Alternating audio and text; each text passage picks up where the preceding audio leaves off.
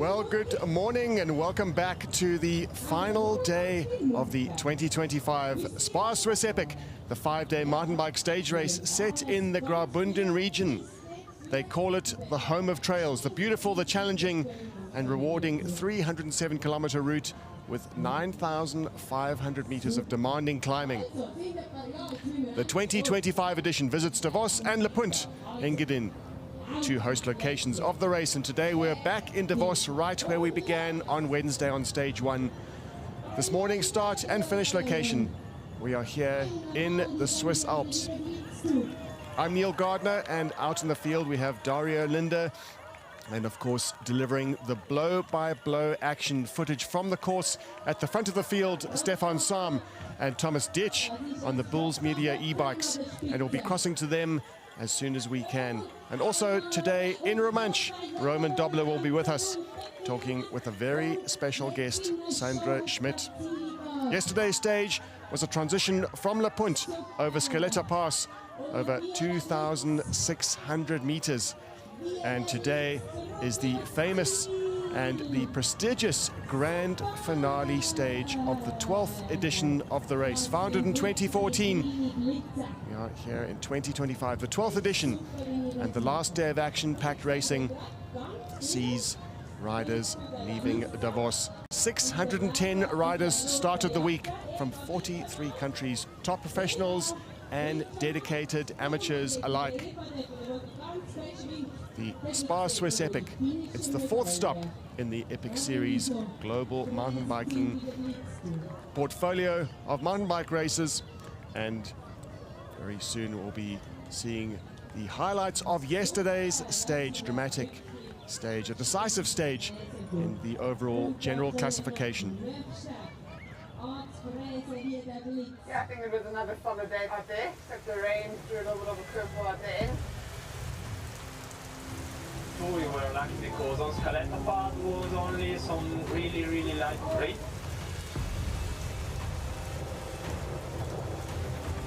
Really seemed really techy, so I don't think it was much like a fitness climb per se. It was more just staying focused and trying to stay on your bike and just get out there.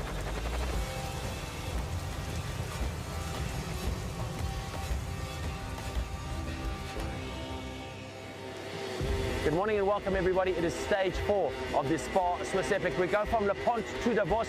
We have a reduced distance in the stage today due to the inclement weather expected. 52 kilometers, 1,700 meters of climbing. We go to the highest point on this year's SPAR Swiss Epic, and that of course 2,605 meters at the Scaletta Pass.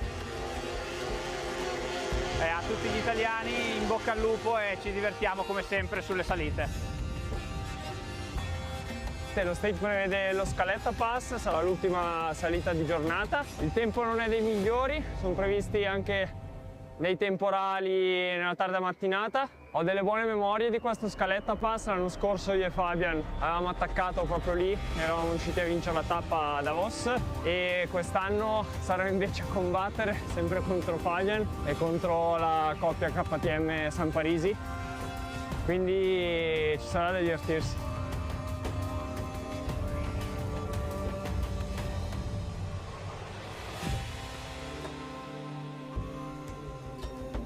Going to be fast. Winning time expected around 2.5 hours. Let's go.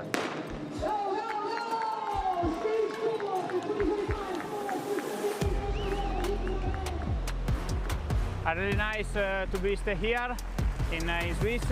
I like Swiss Epic. The last year we take a podium in the general, and this year I prove to take another podium. This stage is really nice, it's quite shorter. The last year in Scaletta Pass, me and Nico attack and arrived second in the queen stage. And this year, I don't know, probably follow the fast wheel, Climatiza 1 and the Torpedo, and see the result.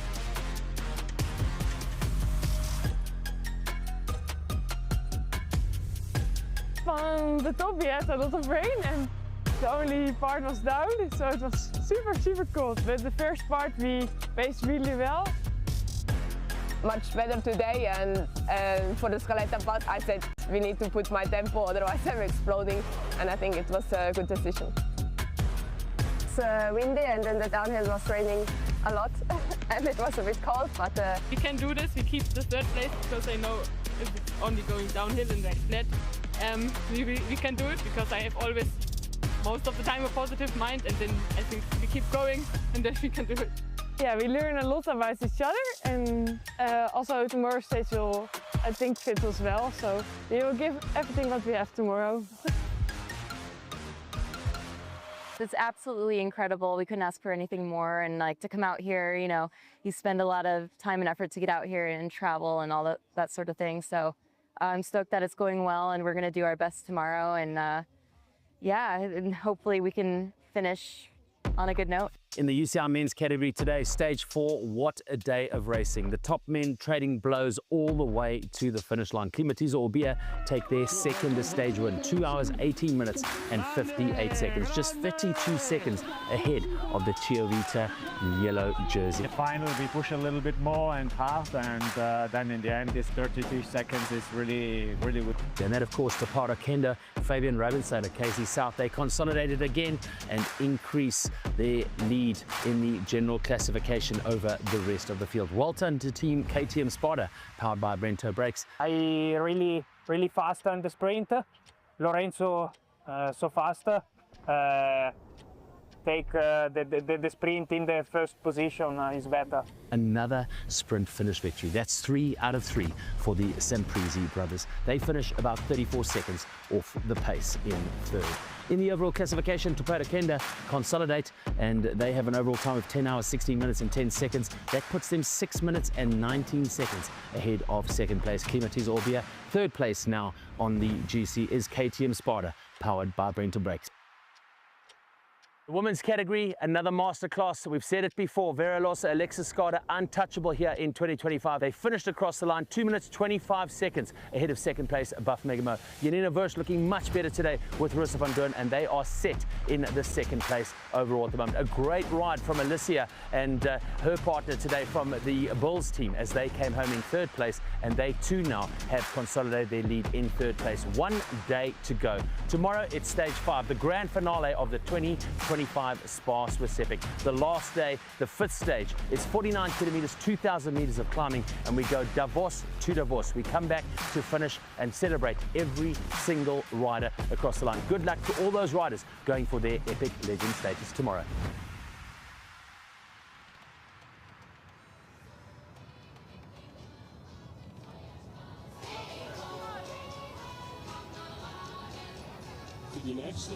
And we're here on the finish line in Davos, and finally reaching our destination. We started here on Wednesday on stage 1, and we are back. Today is a loop stage, but right now lining up is the kids race as we see the future generations of racers at the, let's call it the 2030 SPAR Swiss Epic. Quick overview of the 5 days, where we've been and where we're going. Stage 1 started in Davos, through Le Punt's Bike Kingdom, back to Davos, tackling 307 kilometers, 9,450 meters of climbing, and notably 10,050 meters of thrilling descents. 5 days of pure Epic Series DNA.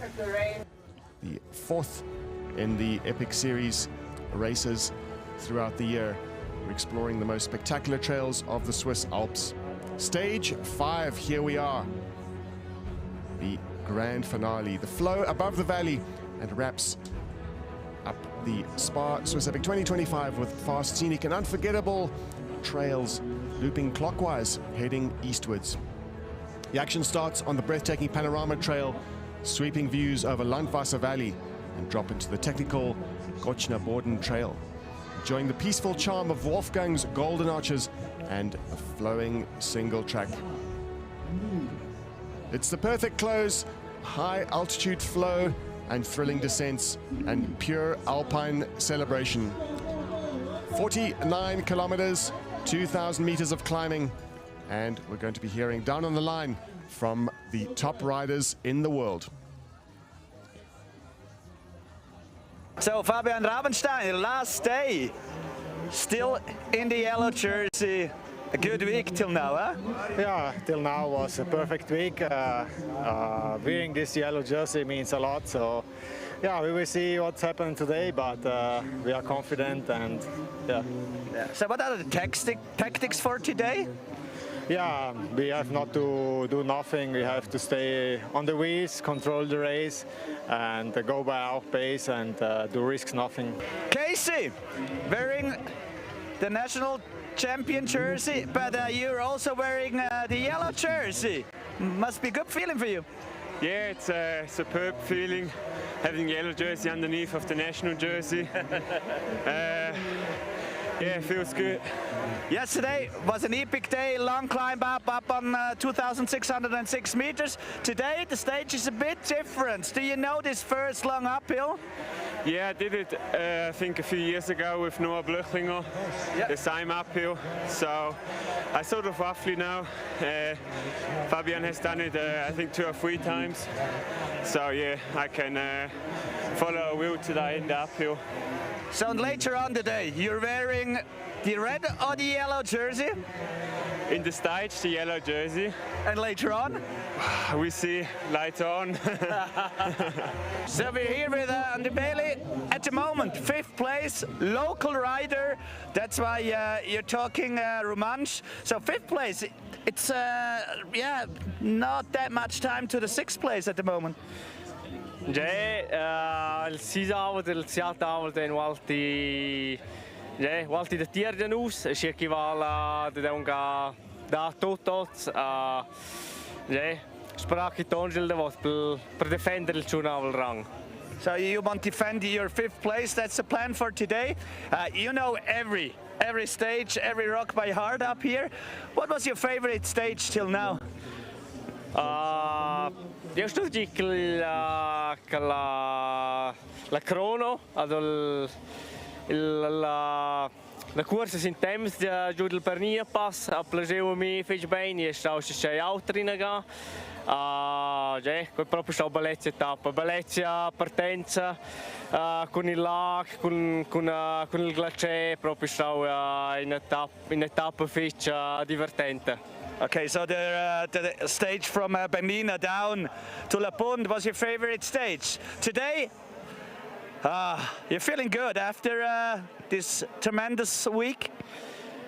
Ja, klar kan zijn teksteunkels, aber ich war tot mit dem. Ja, vale proprio un da tot prendere ne activato le reserves kan zijn, lo vinco schon bien. Okay, good. There is a lot of power left in his legs.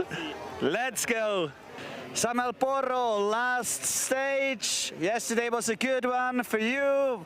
What's the plan for today? Full attack mode, another stage win? Well, we plan to first of all feel our body, our shape, our legs, and then you know the first climb is really demanding.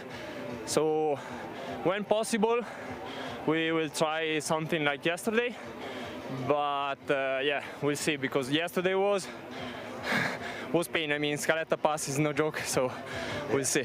It's a real long one, the Scaletta Pass, and the first climb as well. But you're working together really good with Mark, so a new dream team.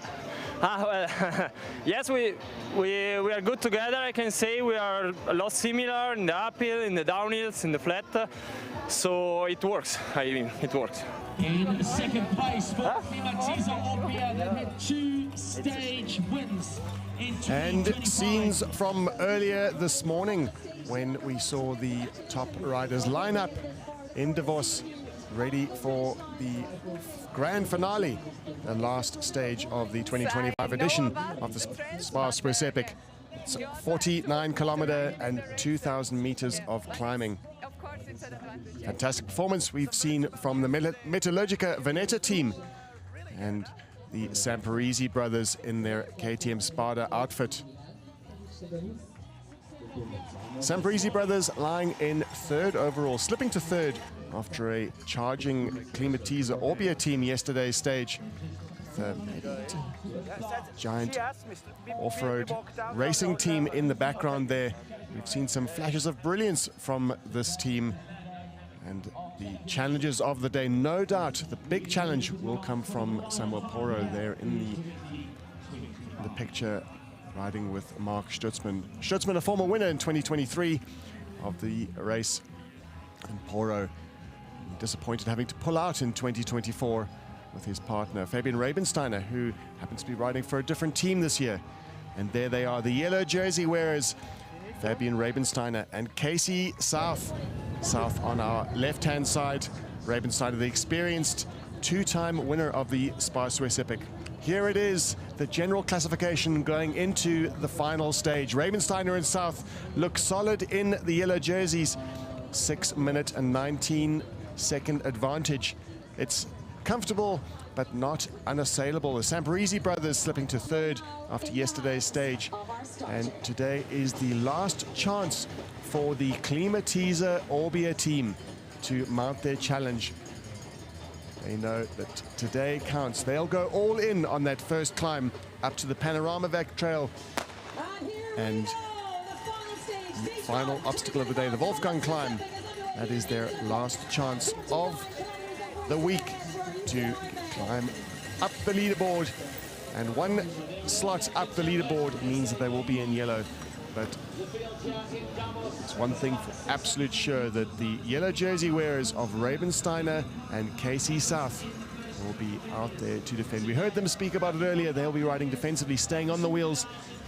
There's no need whatsoever for them to attack today's stage. They have a comfortable margin as they loop out of Davos. We're heading eastwards, a clockwise loop.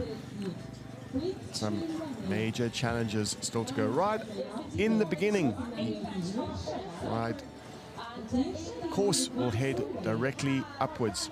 Panorama Trail tops out at 2,321 meters. Not the highest point in the week, but certainly the highest point in the day. And the big challenge of the day coming earlier on. Before the 10-kilometer mark, we'll be crossing to some time checks, and hopefully we'll get a chance to chat to Dario Linde out in the field today, where he'll capture the atmosphere and give us a sense of what it's like out there, the conditions. Talking of the conditions, the weather here in Davos, 14 degrees with some predicted rain, but the skies look clear for now.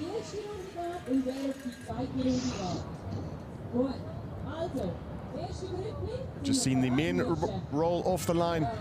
Quick recap of the general classification after 4 stages. Loza and Skada, after 12 hours, 41 minutes and 52 seconds of racing, they hold an 11-minute and 21-second gap over Rosa van Doorn, their nearest challengers, Van Doorn and Janine Wurst. Goedemorgen, Rosa. You feeling good? Yeah, feeling great for the last day. Yeah, it's the last day, but a long, long stage. Probably you know the first uphill or not? No, I never did, but Janina told me a bit, and it will be long. You like these long uphills or these long climbs? Yeah, of course, because in Netherlands I have only climbs for 3 minutes, so I can love and I can do 1 hour of climbing. Okay, good. So what is the plan for today? Going attack mode or just have a look at the first climb? Let's have a look. If it's possible, we will try to have a stage win, but it's always hard to say in the last day how is the legs. But you feel okay? Yes. Okay, good. Go for it. Thank you. Rosa told me that you're going for a stage win today. Nice, really interesting. You don't know about that? No, no. We say it's the last stage. All in, let's try something and let's see. Favorite part of today's stage, you know one? Gotschnaboden. Yes, exactly. So have a good one. Thanks. So Alessia, one last dance, one last stage. You know this trail is really good. You're from the area. Is that a big advantage? Yeah, of course. I think it's an advantage, but yeah, you have to ride it in the race, and yeah, it's always different. And all the other athletes are also fast, and yeah, but it's nice. It's a different scenery as yesterday. Yesterday we had a lot of rain. Everything was slippery. Today it looks a bit better. You like it more when it's grippy like that? Yeah, grip is good, but yesterday was a bit slippery, but yeah, we managed it well, I think, and yeah, it was good. Do you know some people around the stage? So a lot of fans from you? Yeah, there are some fans, and sometimes I don't know that they are here. So it's nice when you can hear your name, and yeah, it's nice.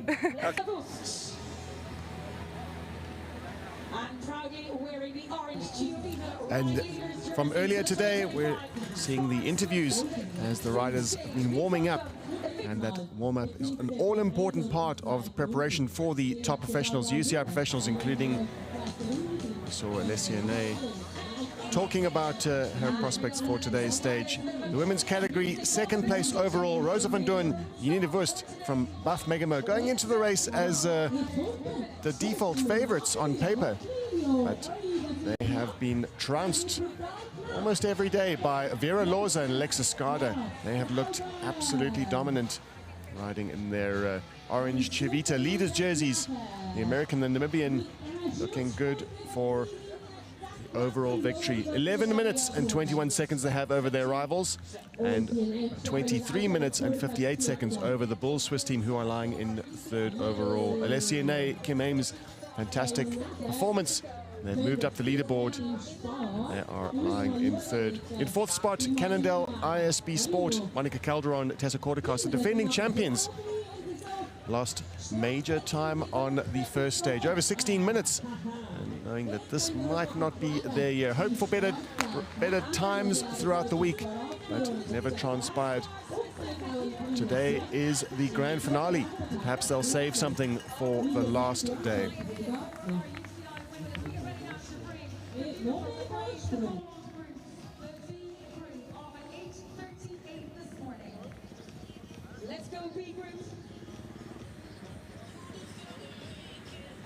As they head out of Davos on the 49-kilometer stage with 2,000 meters of climbing. And that loop around Davos, heading eastwards, clockwise route. Not before they have climbed the Panorama Trail up to 2,321 meters. Yesterday saw Efficient Infinity SEB SRAM, the decisive stage on stage 4, including the Scaletta Pass. A decisive stage, decisive section, and Efficient Infinity SEB SRAM really made it count in the women's category. And was a dramatic performance for them on the Scaletta Pass. They put in major time onto their rivals, looking to solidify that overall lead. On the left-hand side of the screen, who are cutting to them right now, we are with the Bulls Media e-bike, Stefan Sam. And we can see the yellow jerseys out on the course today. This was earlier in the stage, heading up the Panorama Trail, the major obstacle of the day. Giant off-road team, great performance, riding just behind the Klimatiza team. Klimatiza were expected to go all out for today's stage, risking everything. It's all in for the team of Samuela Poro and Mark Stutzman, the former winner, the winner in 2023. And hopefully we'll be able to get a chance to chat to Stefan Sam, who is following the men's races on the Bulls Media e-bike. He'll be giving us blow-by-blow account of what has transpired in a minute. This is from earlier today, the scenes we're seeing now on the Panorama climb. We'll be crossing to them live in just a moment.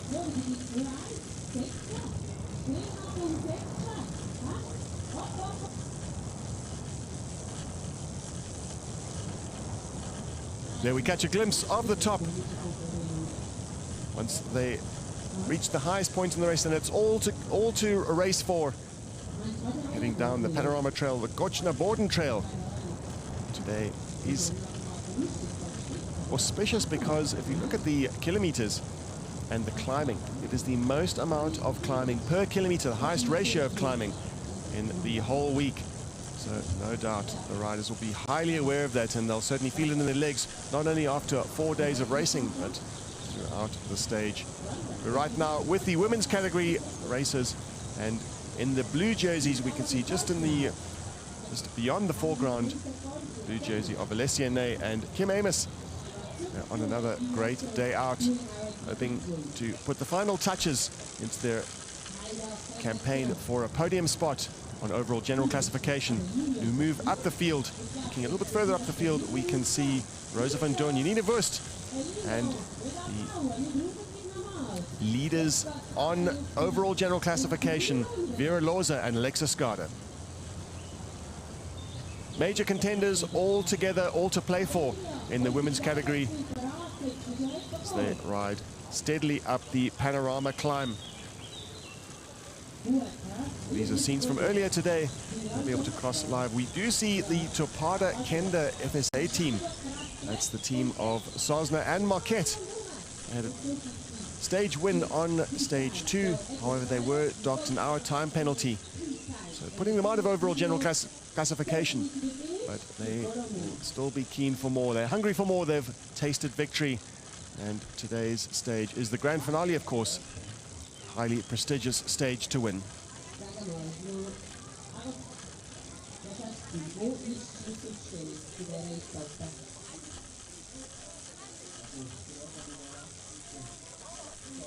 Interesting to see from earlier today that on the Panorama Trail, this is really where it could make a big difference. It is a decisive section of the trail.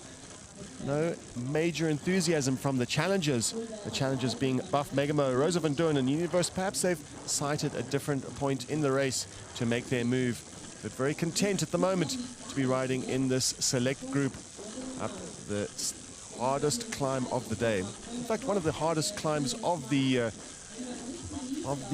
entire week, in fact. A week that has been characterized by those long alpine climbs. It is so typical of the area and so typical of the SPAR Swiss Epic. That's one of the characters of the race, is the distinctive long climbs. Come to Switzerland for the SPAR Swiss Epic. Make sure you bring your climbing legs. And the pros will know this, and the amateurs alike, the keen amateurs who come and tackle the exact same trails as they do as the professionals, and they can test their legs on the same trails on the same day. That is the true pro-am nature of the race. Just getting a sense of the men's category racing, how fierce it is, and how all the big direct contrast between the women's category and the men's category. The men's category is likely to be split wide open once again. There are 2 races at play here in the men. There is a prestigious stage win up for grabs, and of course the riders that have been perhaps taking it a little bit easier on the day, not in the overall fight for the overall general classification, making a slightly easier day on stage. The previous stages might want to go all in for this, and this does affect the racing because the race for overall general classification is key. This is what all the riders come for. Looking at the time checks at the Gotschnaboden Trail, 17.5 kilometers. Poro and Stutzman are in the lead, and we see Rabensteiner and South. These are the yellow jersey, whereas they are very much in touch with the lead, in touch with the challenges of Stutzman and Poro. We expected big things, we expected fireworks from this team, and so far the leader jerseys, they are defending admirably. Looking down, it seems like there's 8 teams in the mix for that prestigious grand finale stage win.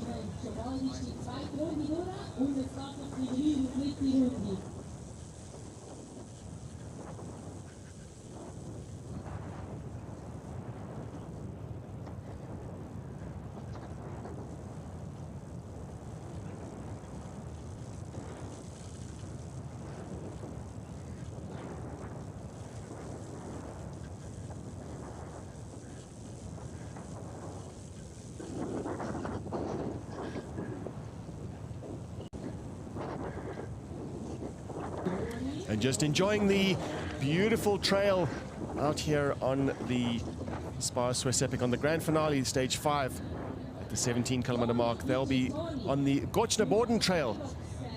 So we are treated yet again to spectacular alpine views.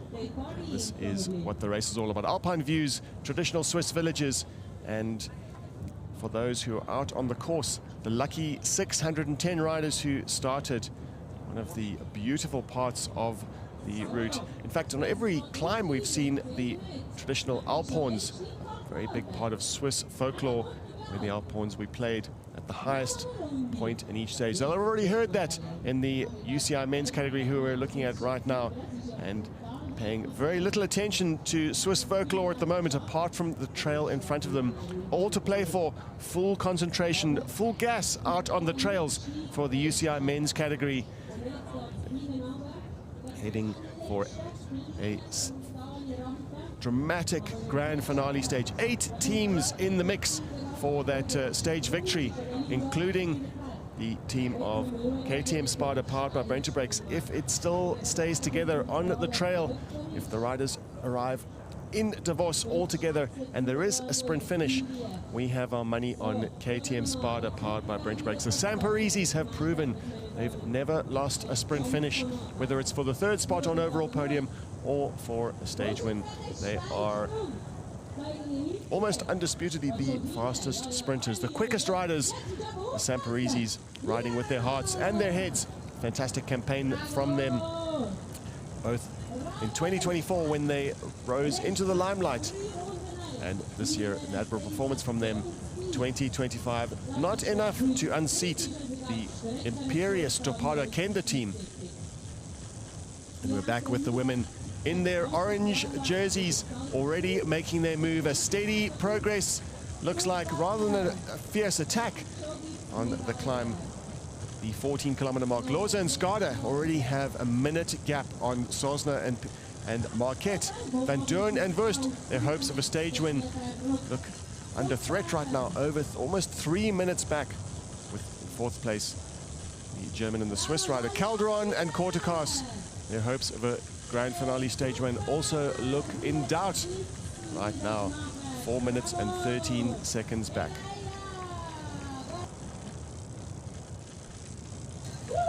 Absolutely dominant performance all week from Alexa Skada and Vera Loza.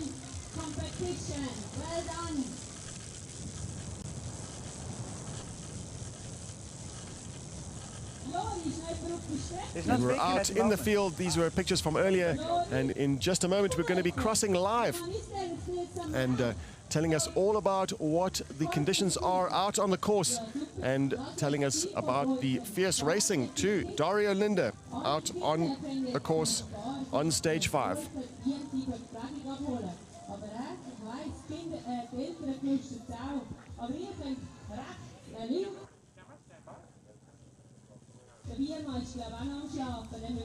Dario, if you can hear me, tell us what it's like out there on the course.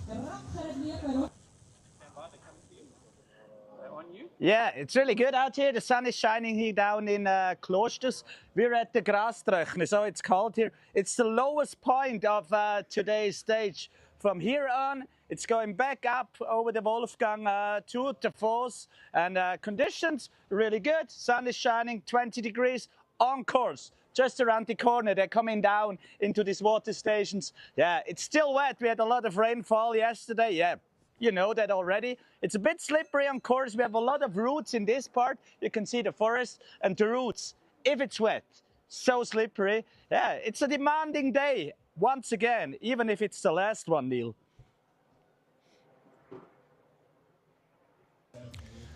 And thanks, Dario. Hearing from him down on the course. Looking good. We'll be seeing some fierce racing going on out on the course today. We're crossing to scenes from the start-finish line in Davos. Just a quick look at the time check where we are right now on the race. We are looking at the stage 5, the time checks, and the team of Metallurgica Veneta have made a dramatic attack with Stutzman and Poro in second through that time check, and Scott Racing 2 seem to be very much in touch. But looking down, where are the leaders? Where is the yellow jersey? There they are in a 4th spot, very much in touch with the pairing of Stutzman and Poro, who we expected big challenges from them today. Klimatiza Orbia and the Topada Kenda team, they're in defense mode for sure. As we have a quick look at the GPS tracker, the Metallurgica Veneta team, they are in full charge at the moment. Their overall general classification position in 4th. They will not only be looking for a stage win, but they're looking to challenge the 3rd spot on overall, the team of the Samparisis. KTM SPAR, powered by Brenta brakes, are needing to get back in touch with the team of Taffarel and Diego Arias, the Italian and the Colombian. We're here with Stefan Sam following on the Bulls Media e-bikes. Let's cross to him and to hear how the action is unfolding out on the course today. Stefan, are you able to hear me, and can you give us a quick rundown on how things have been playing out on the course? Good morning, Neil. Yeah, we had some dramatic racing already. Samuele and Mark Stutzman, they tried to attack on the first uphill, but didn't quite manage. Actually, Mark was hanging a bit off the back, so everything was then together on the Panorama Trail. And we have the three teams in the GC now together. But in front is Metallurgica, and they made the gap on one of the techie downhills, and it's really cool, rooty, alpine, rocky tracks, still slippery from the rain, muddy, so you need to be super focused, but really fun to ride if you're on a all-mountain e-bike like me. So really technical for the cross-country rigs, but they are pacing now. All together. There's a couple of teams right behind us trying to close the gap, but the speed is so high here now. Let's see what's going to happen.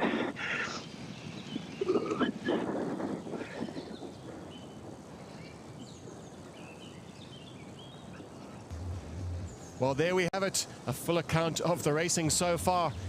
Thank you to Stefan Sam, his watchful eye on the tactics and those little telltale signs of any weakness from the rider, and no better person to comment on the racing than a racer himself, the three-time winner of the ABSA Cape Epic, Stefan Sam, on the Bulls Media e-bike, bringing us an unprecedented view of how the race is unfolding. And it's the beauty of the sport of mountain bike stage racing and the program with the Bulls Media e-bike, able to give us the most accurate view of exactly how it's all playing out. With the course passing through remote regions of iconic mountain bike trails in the Swiss Alps, we're able to get all of the details as to the real action. Animators of the stage, Metallurgica Veneta, Nicola Taffarel, Diego Arias have already passed that time check at the 22.5 kilometer marks, and with 22 kilometers to go, the men, it's all to play for, with Climatiza Orbia still looking to challenge the team of Topada Kende FSA. 7 seconds was the gap at the last time check. We're waiting to hear from Dario what the pace looks like. He'll be able to get a sense of the urgency down at the service station.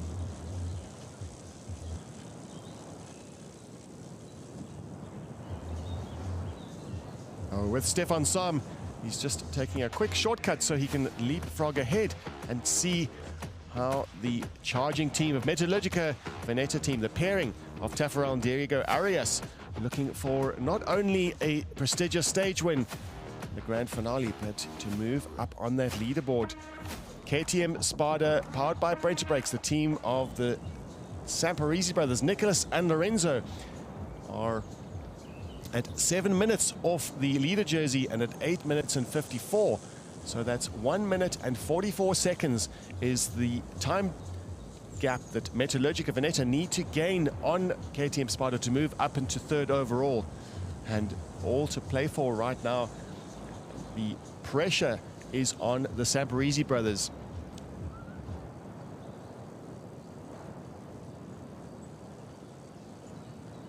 Now, this is a compulsory portage section on the trail. It's a linking section of the trail that links one part to the other. And you'll notice just how steep it is. Even if you wanted to ride this, there'd be no chance. It is just too slippery, too steep. And with the rainfall, you can see the slippery routes. Riders will have to take care. And so it does break the rhythm a little bit when a rider has to get off the bike and to push and to climb up a steep section of the trail. And back to the women with 30 Ks to go. We're with the front of the field right now. Alexa Skada follows her partner Vera Loza up the climb. And They have already gained a minute. They've put a minute into their rivals so far. The team of Buff Megamo, Rosa van Doorn and Unit Wurst a minute back. The Bulls Swiss team and Topada Kenda FSA are further back. In the field, another dominant performance by the Namibian and the Swiss rider. I beg your pardon, the Namibian and the American rider, Alexis Garda, former national champion of the United States, and also a well-known exponent of the gravel discipline. But it's all about mountain bike stage racing this week. Full focus as she holds Vera Laws's wheel. Fantastic performance and great teamwork from this established pairing. They have a superb team dynamic between them. That's all part of mountain bike stage racing. It's not just about managing their efforts and managing the equipment, managing the bodies, managing nutrition, managing the tactics, and of course the fierce racing with their rivals. It's about that communication between the two riders. It's a two-person team stage race, and the riders by the rules are obliged to stay within 2 minutes of each other. And that's all part of the racing, is finding a partner that is evenly matched, and these two are perfectly matched in terms of firepower. You've seen both of them being the stronger riders of the day throughout the week, with Alexis Garda, a lighter rider you could say, and more comfortable on some of the climbs depending on the steepness. Vera Lawser, the experienced of the two. She has started 6 SPAR Swiss Epics. She's won one of them already, riding with Kim Lecourt, in fact, who subsequently moved onto the road, and very successful career on the road, winning Liège, Bastogne-Liège, appearing in the yellow jersey at the Tour de France, winning a stage, and not only that, winning a stage of the Giro d'Italia. And with that, Vera Lawser has found a worthy partner in Alexis Garda, the rider from the United States.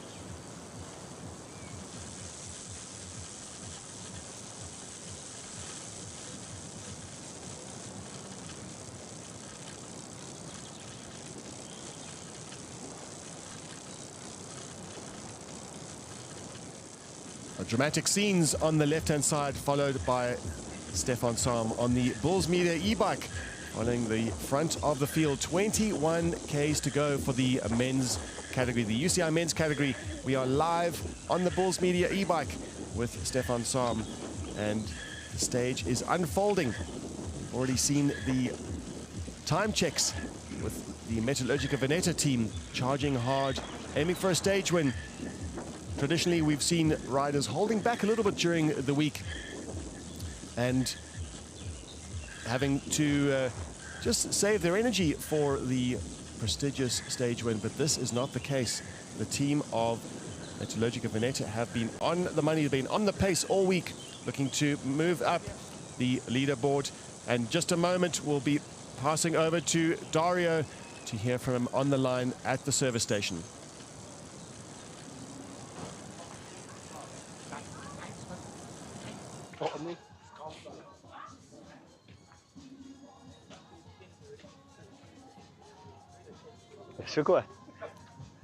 Dario's out on the line. He's at the Pro Tech service station.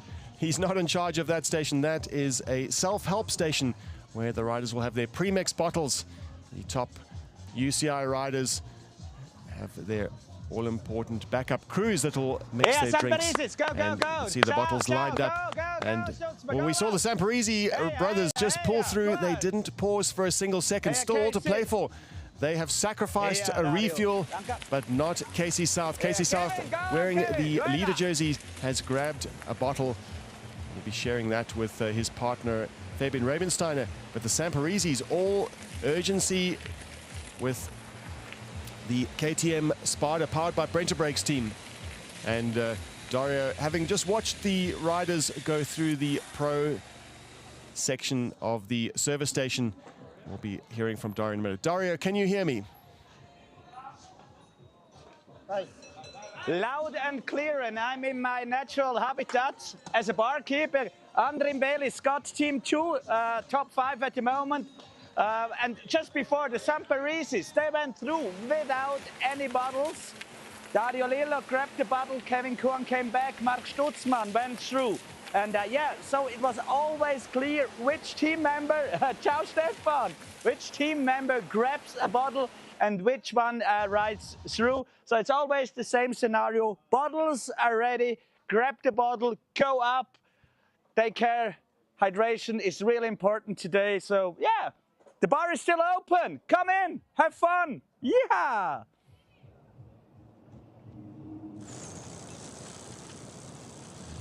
Well, they're headed from Dario out on the line. Keep just observing who's stopping and who's not. And quick look at the time check at that section. The teaming of Tafarel and Arias. Quick recap. They are the fastest through that section with full gas all the way to the finish. And we're sitting in the commentary booth with Roman Dobler, and he has a very special guest, and he'll be speaking in Romansh to our special guest Sandra Schmidt. He'll be telling us a little bit about the local trails who trains out here. And over to you, Roman Dobler. Welcome to the studio. Thanks very much for joining us. Thanks a lot, Neil, for introduction. Oggi ciao uniasta qui in livestream certi produ ensemble con live motion durante questo Swiss Epic 2025. Noi siamo per esempio aduna alla partenza, noi siamo nel Bötsch qui a Davos, noi siamo presenti con numerose camere, ci pilano proprio su tutto qua ci gira qui intorno al Swiss Epic, che non visa avanti era in livestream esni con mountain bikes electric sul trajet e in proviamo per eseguitare più bene possibile tutto quello che ci capita e quello che ci gira intorno al Swiss Epic. Un cordiale benvenuto domenica a Banura a Sandra Schmidt, giovane difensura del HCD Ladies o dell'equipe di donne del HCD. Sandra Schmidt, la hala de Gotschnaboden 200 metri spera al parco de Cura qui a Davos.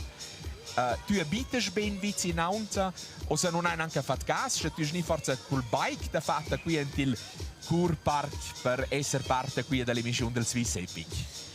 Mi piace essere qui, grazie Ficcia qua. No, è sognato a pe, per cui c'è una proprio buona occasione, c'è stumba giusto 200 metri da sper questa grande equipe. E per il quale può venire a pe e vedere cosa altri vanno col velo. Ier viso a Banura Bod, giusto scocia fitch pitchnes e fitch pitchens bikers o futurs bikers hanno fatto la corsa delle montanelles. Quais alts ci sta fitch de strusch con quai ci tu naturalmente mosadra da du fa un pitchens in parentesa. Hai ad una beige is avezza scocia pitchens tu fener quel gust e quel plagiare vida lir col bike. Hai mince casa, also das c'è da fare come smansteri, e ci svezzo c'è uvnaz sul velo e ci svezzo c'è plagiare da fare il sport e i genitori ci sostengono qua mal guarda una in pandemia curcedere infanzia là o c'è che i miei genitori hanno sostenuto mai ed era mo c'è il plagiare da semplicemente ir e essere parte di tutto questo grande equipment ci des qua. Influenzata des due frar grands da Dario e da Linard ci ven schon a hockey intanto c'è Sandra era una piccinina però Sandra lei ad unir dos due frar grands si far quel c'è quest faun e dice es qua tutto in pacca cresciu con questo hockey sul ghiaccio. Sì, also mis genitori naturalmente ci hanno va e mis bab ci aveva halt e uscece mis frars hanno ricominciato sul ghiaccio e tras qua naturalmente deve farto qua c'è san fat e dopo lura naia sono rete sul ghiaccio io vado a hockey. E c'è qua tutto cominciato appunto e scuola spiccenza qui e savezza sgrond scoci faun is in pro da dir da e heinz is simple Sandra. Più bot ci se comincia con il ci più facile ci va allora curcis cresciu giusto quist sport ci des fitch tecnic preciser al sport da hockey sul ghiaccio. Sì, mince casa, era giusto avanti no, ein discorso un po' venire per clair, c'è tecnica se qua ci vuole, mia esperienza c'è fatto sul velo, penso boh, in cui da questo ci fanno 100 chilometri, si sur montagna, si via in anni, però è che questo ti fai da pitchen su, ja, sti tecnica, questo sul ghiaccio, quando stuppi neanche più, vai semplicemente e fai sti roba. Al mountain biking è una parte importante durante il mais da sta per i quadri da hockey. Ad una der ciao, allora X in l'idea lasciare su per te, per sen, lasciare sulla Schatzalp col bike, lasciare sul Jakobshorn, e le hazze di lei hanno fatto bene in quarto, quel viaggio sul Jakobshorn con bikes in clea senza motorins. Noi siamo iniziati con la squadra e là con i rinzi, sai, da già con i rinzi. Tu vas con squadra, tu sei in una squadra, tu stai vera un ciel, questa no vai una piccola squadra, no siamo in vancio vadras, din sta per par ben des. Fin già là badas tu stai vera un ciel, e tenere attenzione e però la con i rigno vai nerba da. I vol tecnica ed es da vera, i scoccio no ner fin già discutai des da vera in quel da vanvart, ed es scede un po' partecipare, ed es da vera tenere in avo forza, mi c'è tanto un po' più gas per qua c'è quel da avo vart ven fin già, as sa la un certo squitch ci sa con i rigno. Al viadi a monte sbel mezz viadi, i loro si casu, o si casu sono 2500 metri di geniati, loro fisi chambé da lasciar filer della foreo, però appunto ed esi loro fitch tecnic, cos guincer o ir spera scraps via, surles raisch ora, ed magari traffic sul trail, sus tragets. Un pasco hockey, se sto proprio ciuter un da cel. I squanti il hockey giusto sco difensura, es il focus ad una sun tot quai ci capite da vanvart.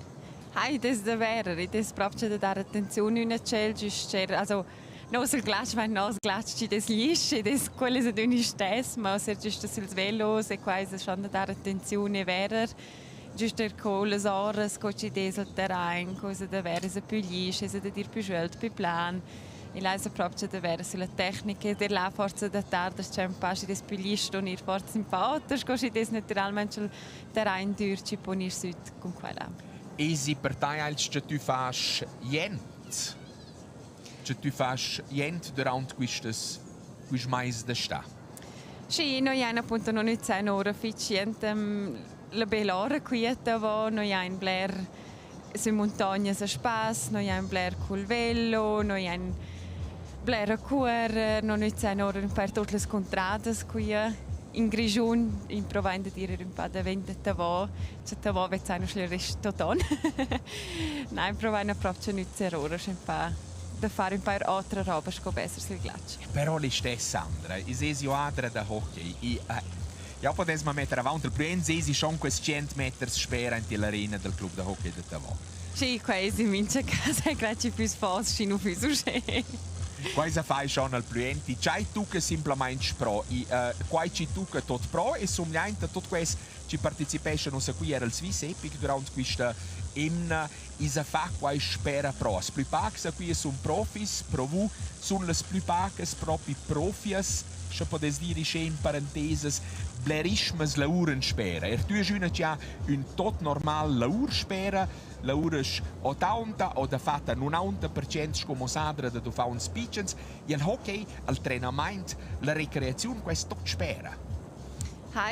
Das ist eine grande Organisation, die das da fare, also das da wäre die dünne Wart, cool man stehen lavur, cures vai lavorar, fin cures poi lavorar, da wo es weiter c'è treinamento, das va lader c'è, sto manare la prestazione. E vengi in voi, sto stesser naturalmente schwer, c'è das corpo eine Rekreation, per cui c'è tu fas un lungo tempo, ma sa bler nur eben das corpo più da wo e quasi grande rispetto a questo Swiss Epic, es waren sur plus sur lungas tragets ci fan e con corta regenerazione veramente che vuol proprio bler eintil c'è il corporal proprio bler prestazione.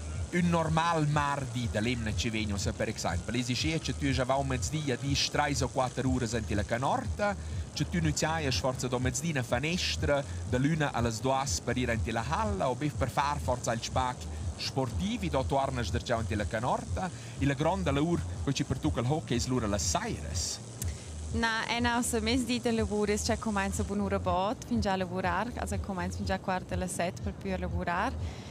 I lavoro veramente stress, also una mezz'ora possa, ma sur mezz'dì c'è una per mai. Io le lavoro tras fin le 3 e dopo vengo direct in il treinamento e comincia alle 3:30. Proprio splitta su al di in prova da fare al primo la professione E da era un po' la professione, ma qua ci descolia forse modo più con plagiare, riora hockey. E loro hai nira già anche in una comunanza da abitare, se non mi sbaglio, con la dina staub, se qua è mo scea. E loro cucinavano insieme, e tavelavano forse mo un po', e loro sono tipo sa. Hi, hoe is wel bij? Nee, dat is effectief nog een de wordt trainement in het casa e per più cucinare normaal China. Se nog een pakken wil, je zit dus già tard da ben zwelt de China. E se zaino e verdain e discorin un po' considera il di, scocela sentire il di lavur, scocena sentimes di lavur, scocena un total trainement. C'è un po' scuosa ora il coro in de cell e teglare loro proprio una mezz'ora in ora televisione e loro fin già decenti in letto a dormire perché si è pronto il prossimo giorno. Dai, anche in quel processo, dai, mi c'è tanto una certa frustrazione. Io in un paese ergo questo del Swiss Epic. I profi fanno qua proprio a misura total di un allenamento, alimentazione, riposo, quel ci desio era di una ficha importante, studiare certe robe, lavorare col ciao, fare il mental. Ci sono quelle spacche, ci sono profi, er pro il HCD ladies, cioè Isavezza semplicemente ci si investisce molto più tempo, Isavezza qua forza sul glaccio. E fusca riusci non fusata, no? Ci si impara, se avesse molto più pede e potesse filare molto più vide me skills. Si ha un moneta un passo in avanti. Sì, questo in mio caso era un grande tema, ci viene discusso Blair pro no, tante lotte. E da Blair la situazione ci si un po' narros, pensa, se non sono arrivata a manare la mia prestazione, per cui ci sono proprio un greve di lavoro e il c'è abbiamo fumo e non si arriva più a studiare, non si arriva più proprio a fare grandi passi il ghiaccio, riuscire a sperare il ghiaccio, si arriva proprio ai confini. E loro vengono a casa, loro ti dicono perché ci sono in avanti, perché non potuto manare la prestazione. Gli stessi loro pronosi, il trainemento vanno ora sul match, loro forzano io voglio un match, o il veloista hanno un nostro di sul velo, e esagiteranno loro del nostro di sul velo.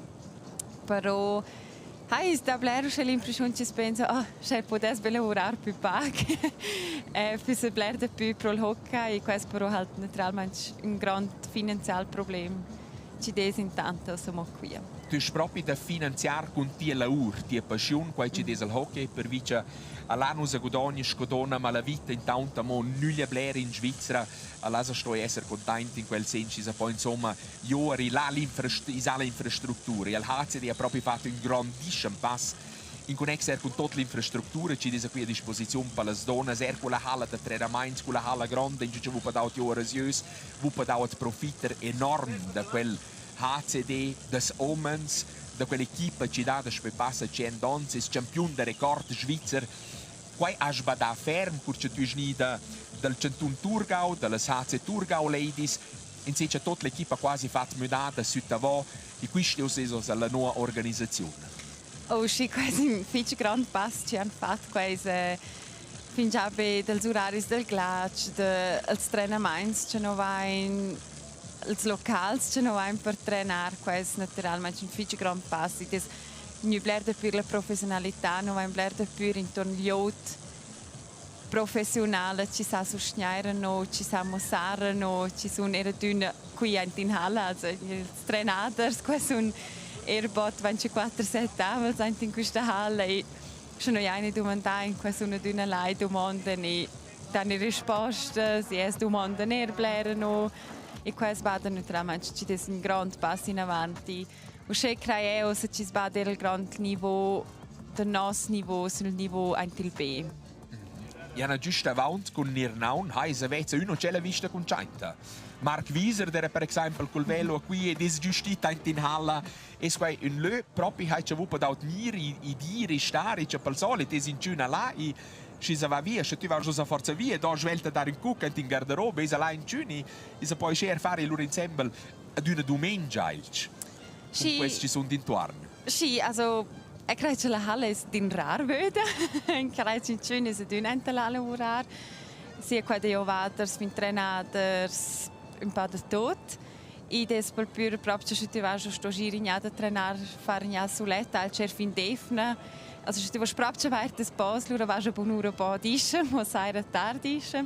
perché ci sono scontri in Cun. E questo era il bello, la vent bler di scorri, tu mandai, la so scel löce per imprendere a conoscere un paio di celle vere, ce fanno veramente questo. E di proprio in panna stua, via qui in la hala da glaccia, luce è una verti, probabile, che ci hanno detto, è rossa del ciao in cinque via, forse vas da dare un ciuti schlö. Questo domenica per una giornata di hockey, semplicemente recreazione, ir al sole o c'è previsto? Also la stava una grande fortuna, ce la svindevnes vanno lieber. E là vanno potuto naturalmente ir fare, ja dai nostra vita in padre, c'è spera il hockey. Io vanno naturalmente c'è cominciare col sus d'amicizias, io ver vanno new, oz recreazione perché non possiamo prossimo trenare sul prossimo sus d'amicizia. Schon ero un classiker, pro le donne, HCD Ladies contro Rosa. Hai, no vanno dei Bernci della sua Rosa il trainingslager, e vanno potuto tornare l'occasione di su e io var contro elles, contro il campionato dell'anno passato. Noi vanno tutti in una nuova squadra, qua ci dirà naturalmente nuovo per noi, però elles hanno una nuova squadra e noi vanno giocare relativamente all'antiglio e vanno fare quel tipo. In Vezzontes, auf uns hat es aber nur qui al Swiss Epic, als Profis, i tot ci fanno parte. Forse ci un pagusch da dir, forse una ronda sul velo. No, oggi non è proprio il di lieber.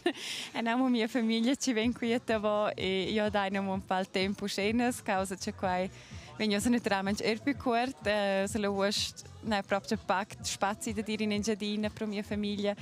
E per di qua non è tanto più gusti, vengono invece tanto a Davos a fare la visita, c'è poi stesimo un po' vero con esse, di scuola con esse.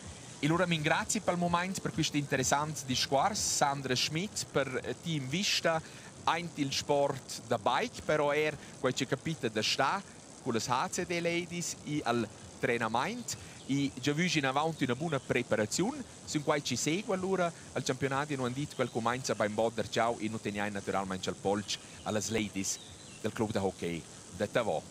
Back to you, Neil, with these informations from Sandra Schmidt, the hockey player of HCD Davos Ladies. Great to hear about all of the interesting training methods of the ice hockey team here in Davos, exploring the trails and getting a fantastic view and understanding of just how beautiful mountain biking is in this region. Spectacular Graubünden region around Davos. As we take a look at the women's category, the GPS trackers tell us that Efficient Infinity SCB SRAM are very much in charge of today's stage. Once again, Topada, Kenda, FSA are in hot pursuit. Efficient Infinity SCB SRAM, all they need to do is keep going, keep the wheels rolling, no risks on the downhills, and keep a steady rhythm on the uphills. Keep refueling, because victory is well within their grasp, not just on the stage, but also for the overall general classification. It will likely be, let's not speak too soon, but likely to be Vera Lorza's second victory in the SPAR Swiss Epic, having won 2023, and guiding effectively the SPAR Swiss Epic rookie, Alexis Skada. Looking at those time checks, 22.5 kilometer mark. They already had a 51-second advantage over the Topada Kenda FSA team. Vaf Megamo, we expected a hard charge from them today. A little way back on that leaderboard as we pass through the time check. We're with them live now with Thomas Ditch, and the Bulls Media e-bike rider, keeping a close watch on the front end of the field. And Thomas Ditch, if you can hear me, Thomas, please tell us exactly how it's been going down on the course today with the women. Over to you, Thomas. I think you talked to me. It was a train passing close to us. Yeah, the race is slippery today with the rain of yesterday. We have to be carefully in the downhill, but yeah, Vera and Alex is riding really well. No risk in the downhill and pushing in the uphill. I mean, the top of the team is not so far behind. At the end of the last downhill, it was a gap 20 seconds, I think. But now we're riding a hard uphill, and we will push the bike. Will be not easy for me because the bike it's heavier than a normal bike. Anyway, it's a really nice stage again. Last stage, but again nice.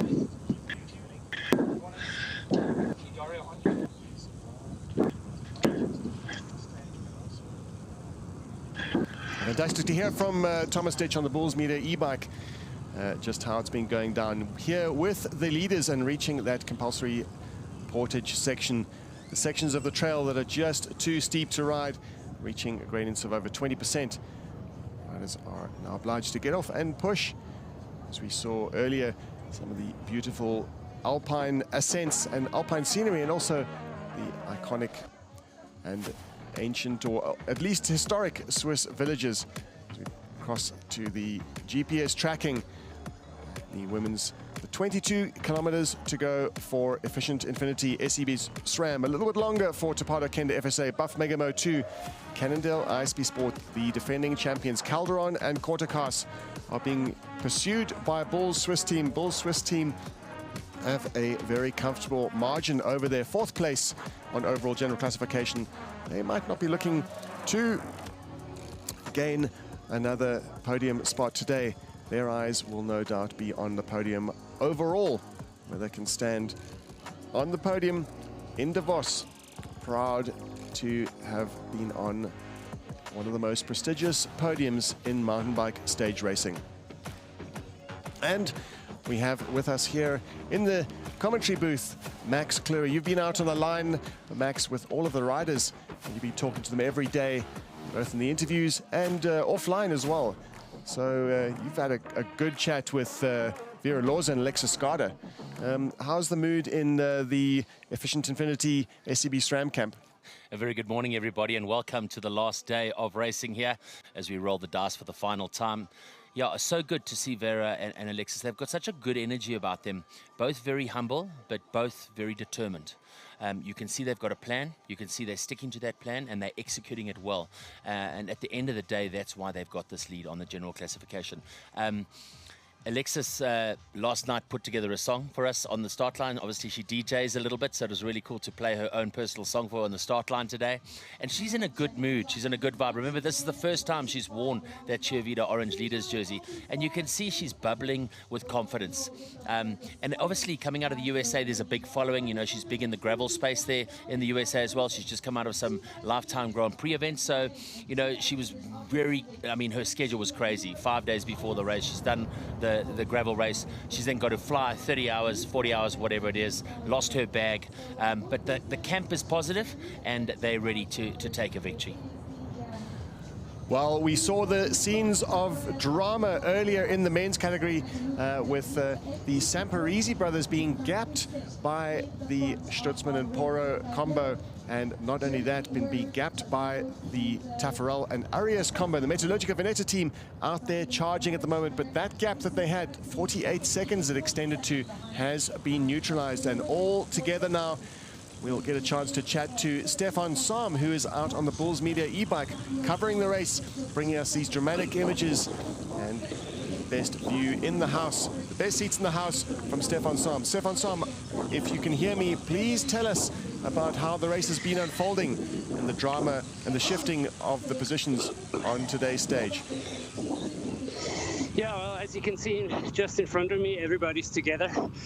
The teams got caught up in the last long climb.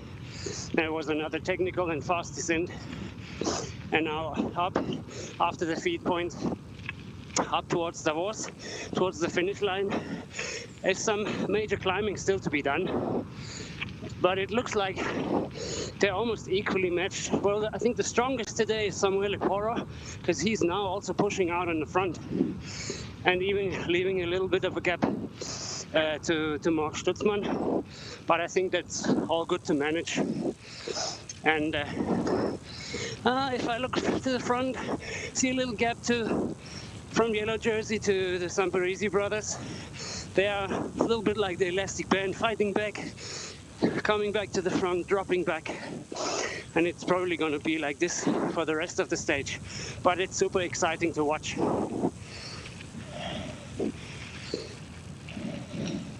Great to hear from Stefan Sam down on the bike and just telling us that the Samparisi brothers, they've had a dramatic week and they've been on the gas every single day, winning sprints, defending their spot on overall podium. And surprised to see or to hear that Fabian Rabensteiner is pushing the pace on that climb. We did expect Rabensteiner and his partner Casey South, the Swiss champion, to be defending today, but that is all to play for on the overall general classification. It all depends on how things play out. And when they went into the stage, their objective was absolutely primary, which was the general classification. They said they were going to defend. They showed no interest in the grand finale stage win in the very beginning of the stage. With 13 Ks to go, things have shifted, and things have perhaps shifted towards a stage win. Either that, or they want to put pressure on their nearest rivals. The Klimatiza team, their primary focus is on Klimatiza Orbia. They are the nearest challengers on overall general classification. We see in front of us the blue jerseys of the Metallurgica Veneta team, Nicola Taffarel and Diego Arias, the 37-year-old Colombian. Great performance from him, and riding with Taffarel, a 2024 winner of the Four Islands. And having a taste of victory there, he will be looking to put another title on his palmares, a stage win, and not only that, the grand finale stage win at the SPAR Swiss Epic. 13 Ks to go for the men, almost 2 hours of racing, and it seems like it has been a dramatic campaign out there, and it's been pretty much war from what we can see, Max. Yeah, I mean, it's just so good to watch this type of racing. Obviously, the team's really trading punches here. You see the Bulls bike now trying to catch up to the next batch ahead of them. Samparisi brothers in a bit of trouble early on that climb, because you could see that the team coming through, and that, of course, Diego Arias and Nicola Taffarel, they just got a minute 30 off on the general classification. If they have a good day today and the Samparisi brothers have a bad day, they could go on to third on the general classification. So the Samparisi brothers right now are really working hard to stay in touch. They got to stay in touch. It's just 13 Ks to go, but if you get it wrong, you can lose time quickly. Well, that gap looks ominous between the Samparisi. Samparisi dropping off on that climb, and it looks ominous as the Metallurgica team, who are a minute and 44 seconds ahead of them on overall classification. That spot for grabs is the third spot. Klimatiza Orbia look very much in charge in second, while they're still hoping for one last challenge against the Topata Kinder FSA team. Rabensteiner and Casey South are looking super solid today out on the course, as are the women's leaders on overall general classification and on the stage today, leading the stage at the time checks. 29 kilometers. Looks like it could be creeping up to well over a minute on their rivals Buff Megamo. Yeah, we're going to have to watch that, Neil. It's going to be quite exciting for that final podium position. We're looking at the women's race as well. Just really good riding from Sosna and Marchette today, as they sit currently in the second spot. They've got 3 minutes on the team from Buff Megamo. 3 minutes, not enough to move up a place on the general classification, but certainly an opportunity to chase down the Bulls and certainly a podium on the stage today.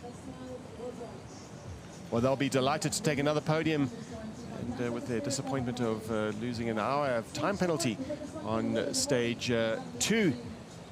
But stage wins are prestigious in anyone's palmares, and always good to win.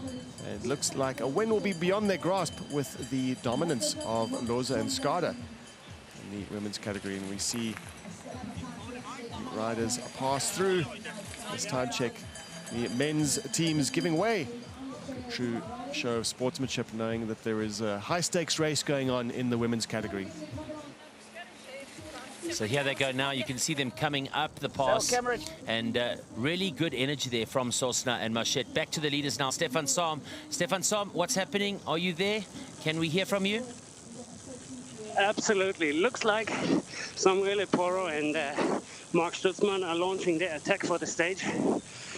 Fabian and Casey, they are just controlling. They know they can't lose that much time, but always keep them inside to not let them get too big, because a lot can happen still, like punctures or technical issues.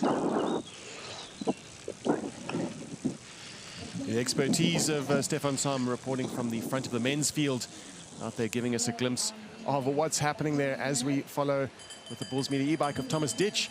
With the women's category, watching Loza and Scott show us all how it's done, show their rivals how it's done, with Buff Megamo just falling back a little bit, just 2 minutes and 29 seconds down at the 29-kilometer mark. These are the time checks at the section on the route, with 19 Ks to go. 19 Ks to go for the team shown on the right screen, the women's team of Lexa Scardo and Vera Loza.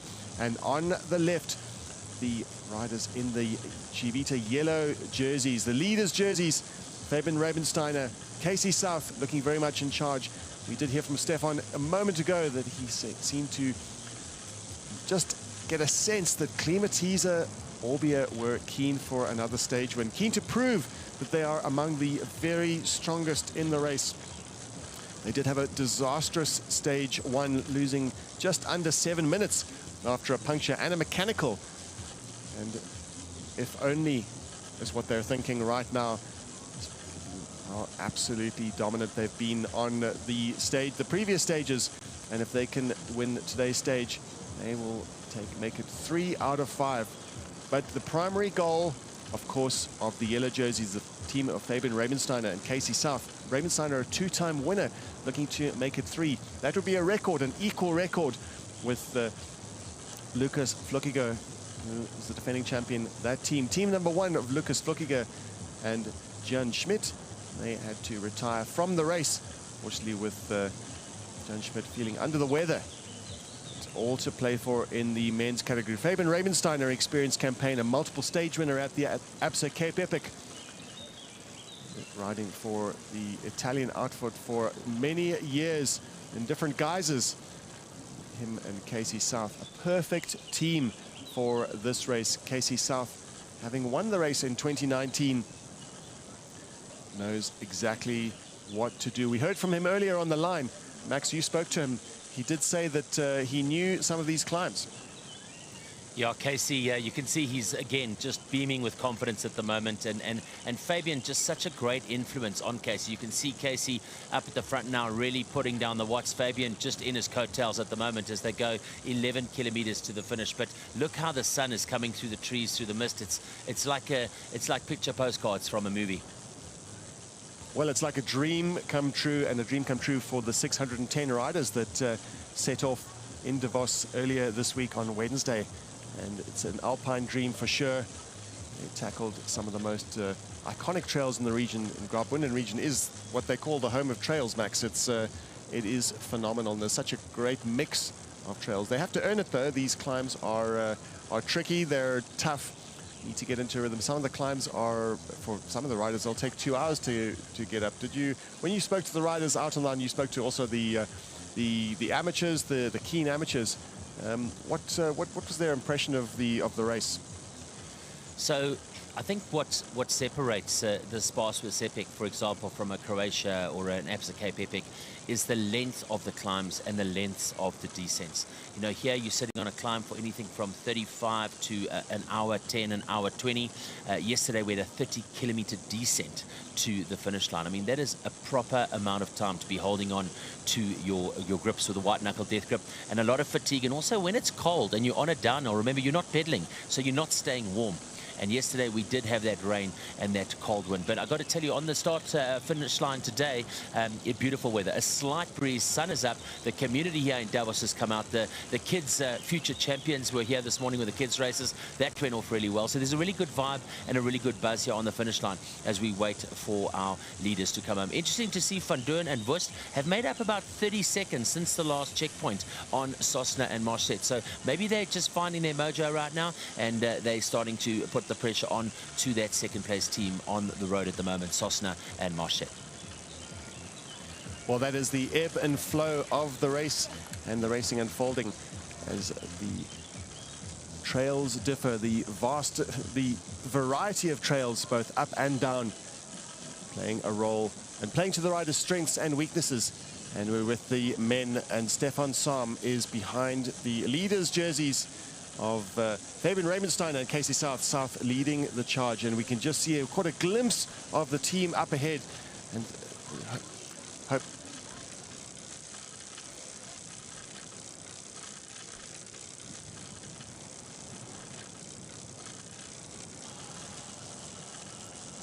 just a beautiful scene of the alpine horns as they welcome the riders, and we hope to cross to Stefan for a very quick recap on what's going on the racing. Stefan, if you're able to hear us, give us a quick recap. Yeah, so Klimatiza has launched the attack. They are like 300 meters up the road, and it looked like there was a moment when Casey wanted to really follow them, but Fabian was telling him to take it a bit more easy. So either, I guess it's Fabian's experience not to panic and just follow, or Fabian is feeling it a little bit. You never know. So it's gonna still be exciting till the end. See how much time they lose or if they will catch up. We're now on one of the beautiful flowing single track. It's perfect grip today. It was muddy, but this is hero dirt. It's just pure fun.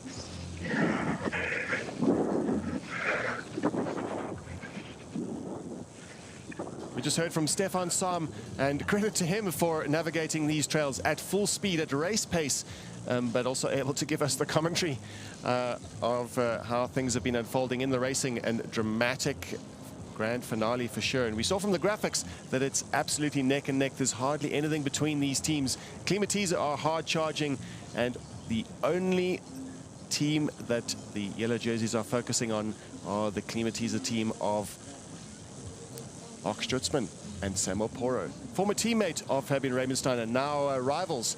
And out on the field we see some incredibly dramatic pictures, and we can cross to Dario in just a moment. He's out in the field right now.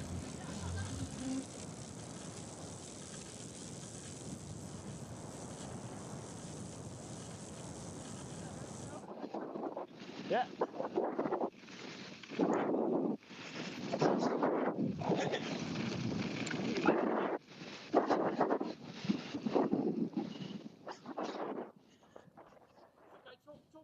So we're at kilometer 42 at the moment. This is the last climb. Only about 100 meters uphill, and then it's all going down to the finish line in Davos. We probably can hear already the speaker. Yes, we can. We can't hear the riders at the moment. They're probably just a few minutes, just a few seconds to count. The leading motorbikes just went through, swept everything, that the course is clear, and we're ready for the sprint. This is it, the last climb of the day of this year's edition of the Swiss Epic. Yes!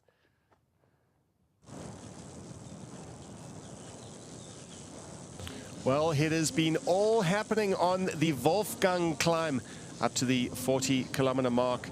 Drama out in the field. Klimatiza Orbia have launched an attack in the men's category and distancing the Samparisi brothers. We see them in their orange outfits chasing madly, and their big risk on overall general classification is the Metallurgica Veneta team. They were dropping off the pace of that group of four, The group of 4 being Topada Kenda FSA, the yellow jersey wearers, Klimatiza, Orbia, KTM Spada, the Samparisi brothers, Metallurgica Veneta, all to play for these 4 teams, but only 3 spots on the podium on the day, on the podium for the grand finale. But 2 races on the go here for overall general classification, as well as for the stage win.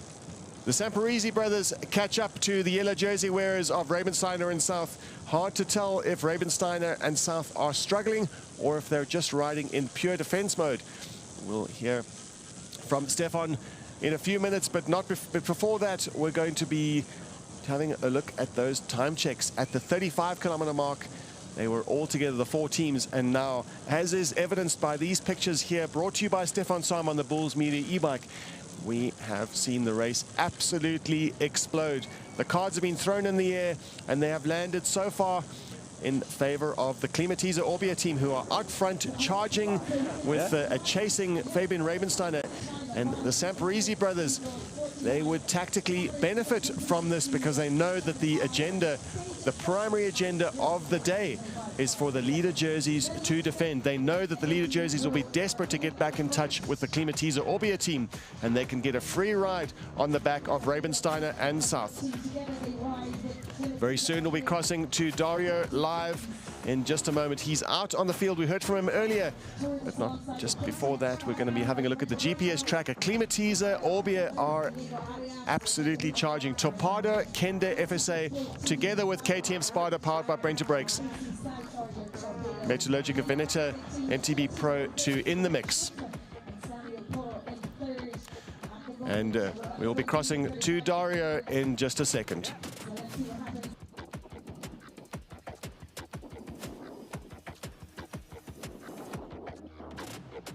Okay, at the moment, we can't hear. Here they come, here they come. This is the leading group. The leading group together, probably, I guess, 4 teams left. This is the last climb, as I said before. Come on, Metallurgica at the front at the moment with a high cadence, high speed. Come on, boys. Just the last few 100 meters. Oh, it's Mark Stutzmann together now. Yes, it changes. Klimatiza again, attack mode. Probably another stage win for these guys. Bad luck on the first stage. Now they changed everything up here and they're going for another stage win. And the gap is growing at the moment. We can't see the next chases at the moment, just around the corner. They come down. Here we go. Here we go. Fabian Rabensteiner and Casey South, the leaders wearing the yellow jersey. Come on, boys. Only a few 100 meters left. Let's go. They're together with the Samparisi brothers on the last few meters. And Stefan Sam on the e-bike. Can they come back to the leaders, or is the gap too big at the moment? We don't know. We will see at the finish line with you, Neil.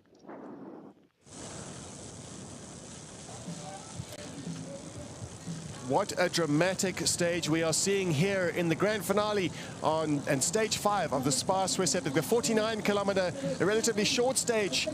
And we saw the Klimatiza team tear through past Dario as he cheered them on, but 35 seconds back by our time check, our informal time check, as we saw the team, the yellow jersey wearers of Fabian Rabensteiner and Casey South defending that yellow jersey, but the Samparisi brothers very much in close attendance. They will, it looks like they're helping the yellow jersey, whereas they're under no obligation. They could very easily just sit and get a free ride on this, but they feel the pace is just not high enough. This is going to be a telling moment if the Samparisi brothers, Lorenzo on the front, the younger brother of the two, he is absolutely charging. And it'll be a telling moment to see if Fabian Rabensteiner and Casey South can maintain the pace, if they can maintain the pace of the Samparisi brothers, because they want to win today's stage, absolutely certainly. They also want to put time into the Veneta, the Metallurgica Veneta team, the team of Taffarel and Arias, who looked good earlier in the stage.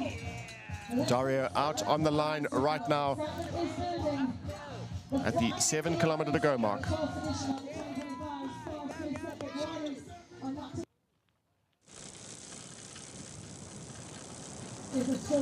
Back with the second place, the chasing teams, 2 teams in the mix, and we're with Stefan Sam, the Bulls Media e-bike, with the 35 seconds up ahead, the charging Klimatiza Orbia team. Stefan, if you can hear, give us a quick update as to what's happening out at the very sharp end of the field. Yeah, I mean, you can just love the way the Samparisi brothers race. They race with their hearts. They risk everything on the downhill. Just know they have nothing to lose. They want to win today, or at least get second. And the yellow jerseys trying to control, and they're on a hunt. They're on a mission now. You can see in the front, Lorenzo is pushing hard. Nicolas is trying to hang on, with a bit of technical single track, and I think they're a little bit, oh yeah, well, not technically better, but maybe just willing to risk a little bit more, trying to close the gap to Klimatiza. They are ahead, but in some sections still inside of the chase group, which gives super motivation, obviously. As we see the Buff Megamo team, the favorites going into the race in the beginning of the week, they pass Dario a few minutes down on the sharp end of the field. As we see on the right-hand side, the UCI women's category with Vera Lorza and Lexa Scott very much in charge. On the left, still all to play for the men's category with Klimatiza Orbia up the road, putting the Elite jerseys under threat. Still with a comfortable margin of over 6 minutes on overall general classification. They still need to be highly vigilant, even though we're down to single digits in terms of kilometers to go. It's all for Rabensteiner and Casey South to defend. With the Samparisi brothers looking keen for a stage win, they know. We heard Stefan Sam talking about the technical skills of the riders, and very much with the top riders in the world, all more or less at the same level, and it's the difference between them is the amount of risks they are prepared to take. If you want to catch, the viewers want to catch just a glimpse of just how highly skilled all of these riders are from the men and the UCI women's category, take a look at the Instagram page of the SPAR Swiss Epic. There are some dramatic clips, not just from today and from yesterday, but from throughout the week. There was one in particular where we can see Casey South just doing a bit of a rock hop. I don't know if you saw that, Max, and dramatic way of, it looked like he was trying to avoid destroying his rear derailleur and keep his bike intact, but some tremendous skills from the local rider, you could say, with local knowledge of the trails. Yeah, you know, what's nice about these trails is they come as they are. You know, there's no manicure going on. No one's getting out there cleaning them. They are what they are at the time of year. And just to see that skill set from a marathon rider is really good. It shows you that they're at the top of their game, but also the foresight, the peripheral vision, that they're looking ahead, you know, watching the rider in front of them. Where did they go wrong? Where can I make up that split second? Make sure I'm on the left-hand side, not the right-hand side, where I can take my derailleur out. So it's all those little things that make a big difference. Really good to see here that Janina Wurst and Russa van Doorn are having a good day for Buff Megamo today. And we can see that because they've put in about 3.5 minutes into the Bulls Swiss team. The Bulls Swiss team with Buff Megamo have been on par, more or less, for the last 2 or 3 days. But it looks like Janina and Russa now in a really good space. And they're close on 4 minutes now ahead of the Bulls Swiss team, who are 4th on the road at the moment in our UCI women's category. And looking good for a stage win for the Buff Megamo team. And just caught a quick look at those graphics that we saw earlier. Just a quick analysis that the leading team on overall general classification and on today's stage at the time checks, all of the time checks, in fact, the only sector where the team of Vera Lorza and Lexa Scott, where they lost time, were on the descents, which tells us one thing, Max, and that's that they are not taking any risks on those downhills. They know what's at stake. They know that a single error, one tiny error, could cost them those hard-earned orange Chivita leader jerseys, and no risks for them. They would not want to risk that overall title, prestigious title that is imprinted in the SPAR Swiss Epic history throughout over the years. We always go down the previous winners list, and it is a prestigious thing indeed to be still on that. There's no risks, no ways they would want to sacrifice those chances of being written into the race's history. chatting to Alexis Skada yesterday, you know, to etch your name into immortality, as it were, in the Epic series is a big deal. And it's such a competitive category. We've had so many inspirational women riding. And we look at Annika Langfeld, she's now got the record of 6 elite UCI women's wins at the Absa Cape Epic. But just so many incredible names that we've seen on the podium, on the top step, taking the overall. And here, Alexis Skada will be a new name in 2025 onto that list of exceptional women. And not bad for a rookie at the race. Although she does have the best guide, 6-time starter of the SPAR Swiss Epic and former winner of the SPAR Swiss Epic, Vera Lorza. And we are watching 17 Ks to go for the leaders. Katarzyna Sosna is following her partner, Giorgia Marquette, the Italian, as they are lying in second at the time checks. You couldn't say they're absolutely in touch with the leaders.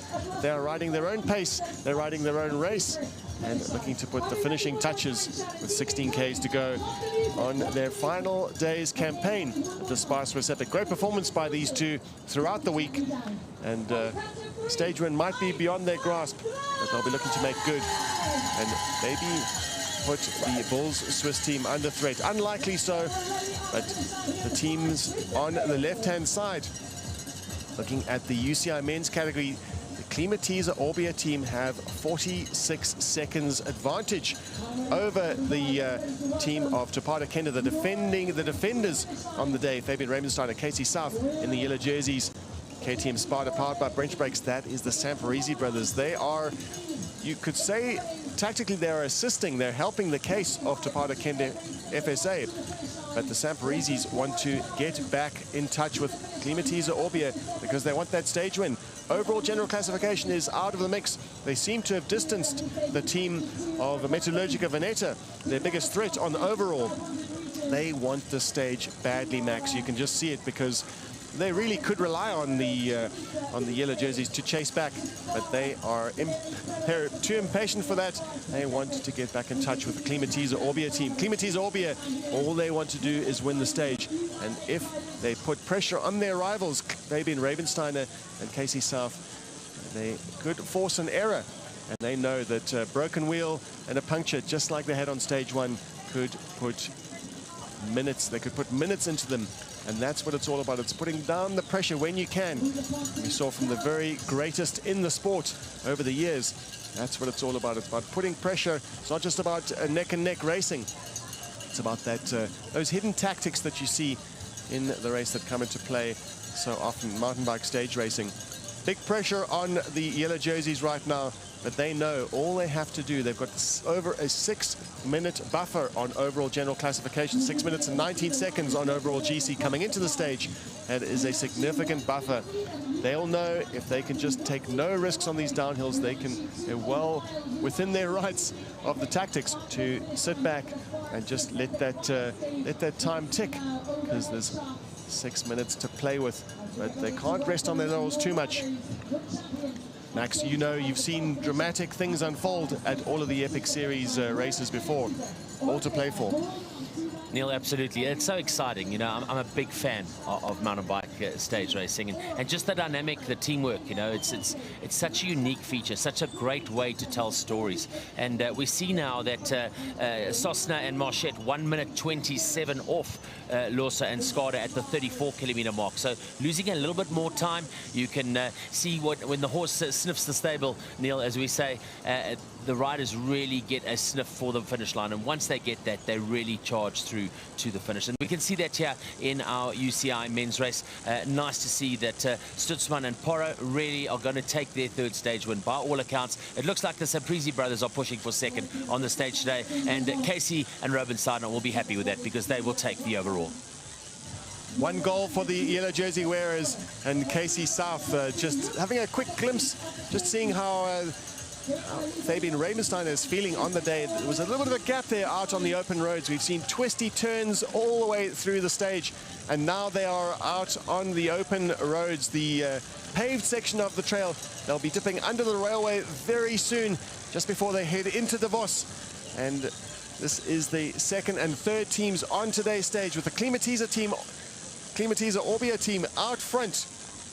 over 48 seconds ahead of the team that you see in front of us right now. Stefan Sam behind them in the Bulls Media e-bike.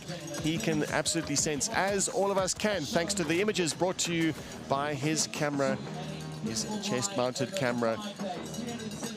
Image stabilization technology, cutting edge of covering this mountain bike stage race. Klimatisa Orbia on the GPS tracker are clearly ahead. 48 seconds at that time check is what we saw.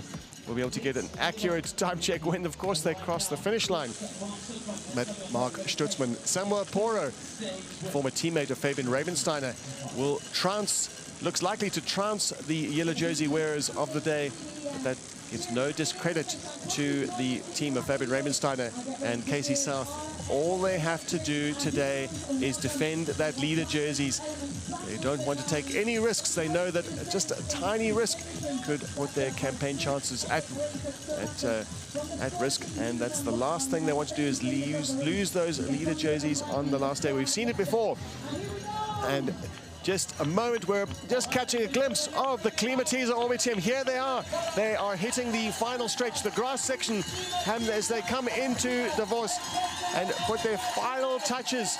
And what a prestigious way to do that, and to win the grand finale, stage 5 of the SPAR Swiss Epic in 2025. The 49-kilometer stage goes to Mark Stutzman, the 2023 winner, and Samuel Poro.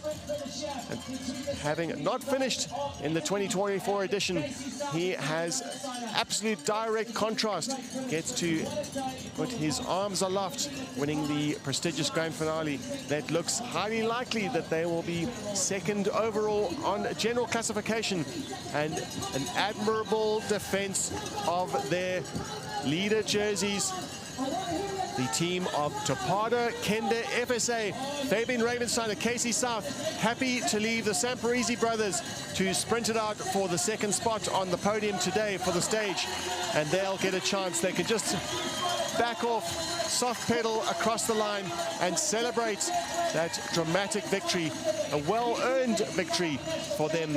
The strongest team in the race, Fabian Ravensteiner, Casey South, the Swiss champion, riding with the multiple Italian champion, Fabian Ravensteiner.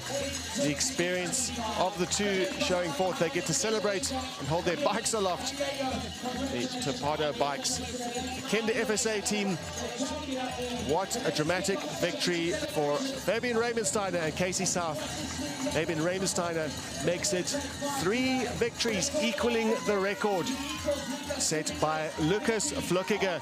Lucas Flückiger, 3 victories, taking victory last year, coming into the race as defending champions. But the champions of 2025, Fabian Ravensteiner, Casey South, the Italian and the Swiss rider, as they are immediately handed a bottle of champagne each, and they get a chance to celebrate. Congratulations all around from the backup crew that supported them all week, making sure that they recover, that their legs are intact for the following day, and they have hardly put a foot wrong. Topada Kende FSA riding one of the most mature campaigns we've ever seen at the SPAR Swiss Epic. 2025 champions. Congratulations to Topada Kende FSA, to the entire team. In fact, David Ravensteiner, Casey South, their name in lights. But bear in mind the tremendous backup crew that supported them throughout the week, as we are on the line in Davos. Stage 5, the grand finale, and we see the next team come into the finish chute, putting last, crossing the line, Kirini and Rosa. Fantastic performance from them.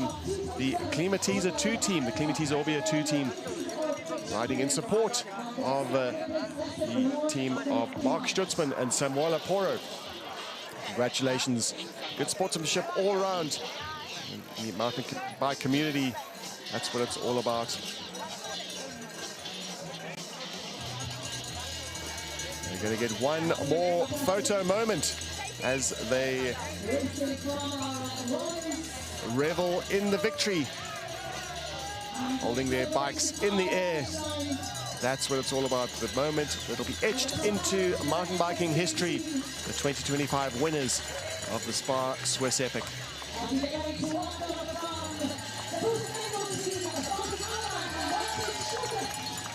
And we've just seen the Buff Megamo team of Martin Stozek, Czech champion, and the Belgian champion, giving congratulations, Art Alleman, congratulating Fabian Rabensteiner, a long-time rival, mountain bike stage racing.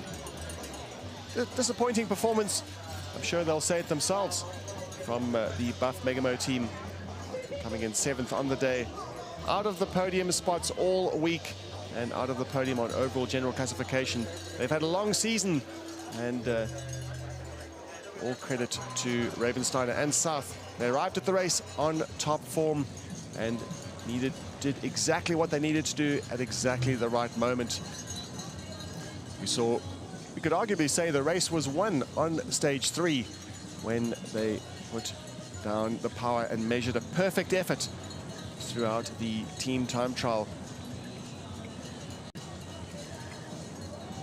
That just proved that they were the strongest team in the race. A race against the clock, nowhere to hide, no tactics of the race, just an all-out effort, and solidified their victory.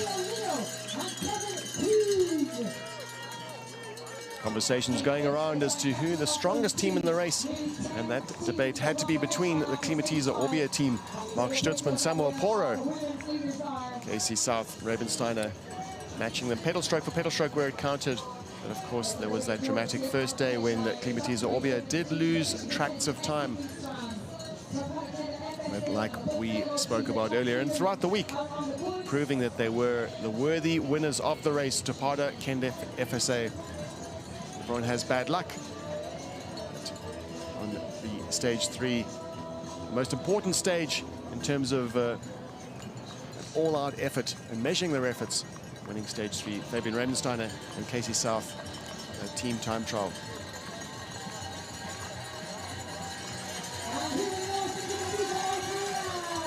Some more teams across the line.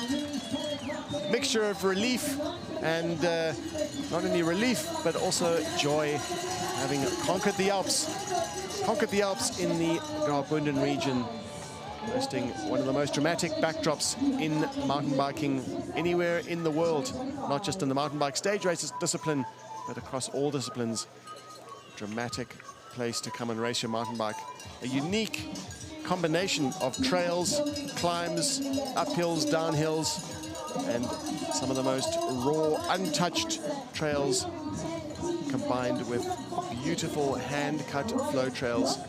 Variety all week for the riders, treating them, but not before earning it on those long, steep climbs. Stutzman and Poro, the winners of the day, on dramatic performance in the grand finale. Klimatiza Orbia taking victory. Samporizis winning the sprint out of the chase group over Fabian Rabensteiner and South, who were happy to soft pedal across the line, put their arms aloft. The winners on overall general classification, an admirable job doing exactly what they needed to do. Rabensteiner and South, Topada Kende FSA team riding through the finish with the Samporizzi brothers, KTM Sparta powered by Brenta brakes.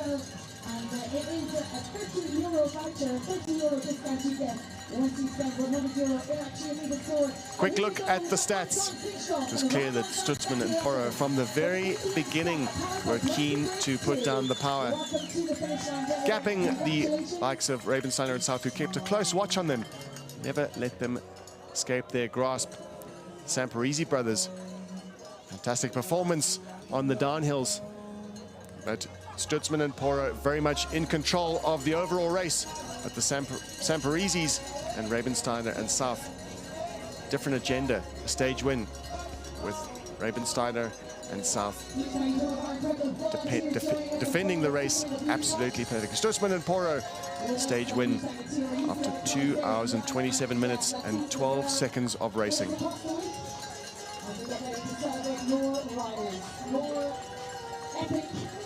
Naming lights, Stutzman and Poro, 23 winner. And Samuel Apora, experienced campaigner. We'll be hearing from them down on the line with Max Klure. We'll be interviewing them in just a second.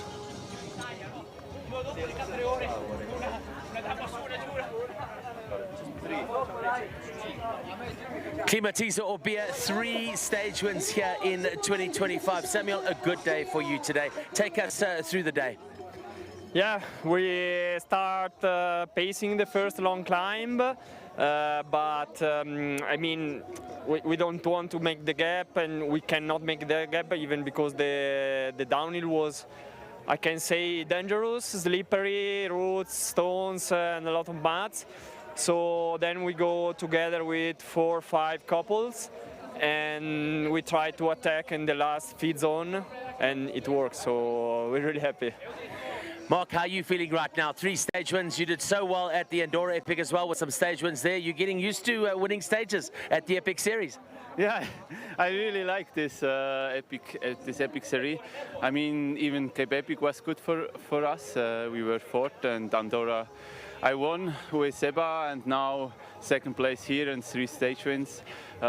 It's great, super great. How are you feeling right now? A lot of Italian riders doing so well this year, but you're on the top step at the end of the day. You're 2nd on the general classification. Perhaps we knew that it was going to be a very difficult ask to break down that time after your issues on day 1, but you can't complain about the last 4 days. You guys have been incredible. Yeah, we ride, I mean, our best. Luckily, this first stage we lost 7 minutes from the lead, so we cannot do nothing about it. So, but I can say we reacted well. We do our best with this stage win, and yeah, we're looking forward for the next important races. Congratulations, gentlemen. Welcome home. Thank you.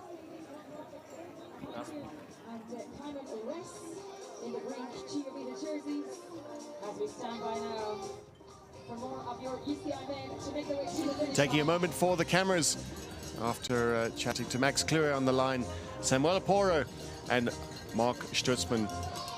General classification belongs to Rabensteiner and South Topada Kende FSA after 12 hours, 44 minutes and 20 seconds of racing. Mark Stutzman, Samuel Apora gave it their best shot, winning today's stage, never letting up, always attacking. Klimatiza Orbea, 5 minutes and 21 seconds down off the lead. Gaining time today, but still not enough. Samparizis, KTM Sparta powered by Brenta Brakes, 7 minutes and 5 seconds down. And a great challenge from the Metallurgica Veneta team, from Taffarel and Arias.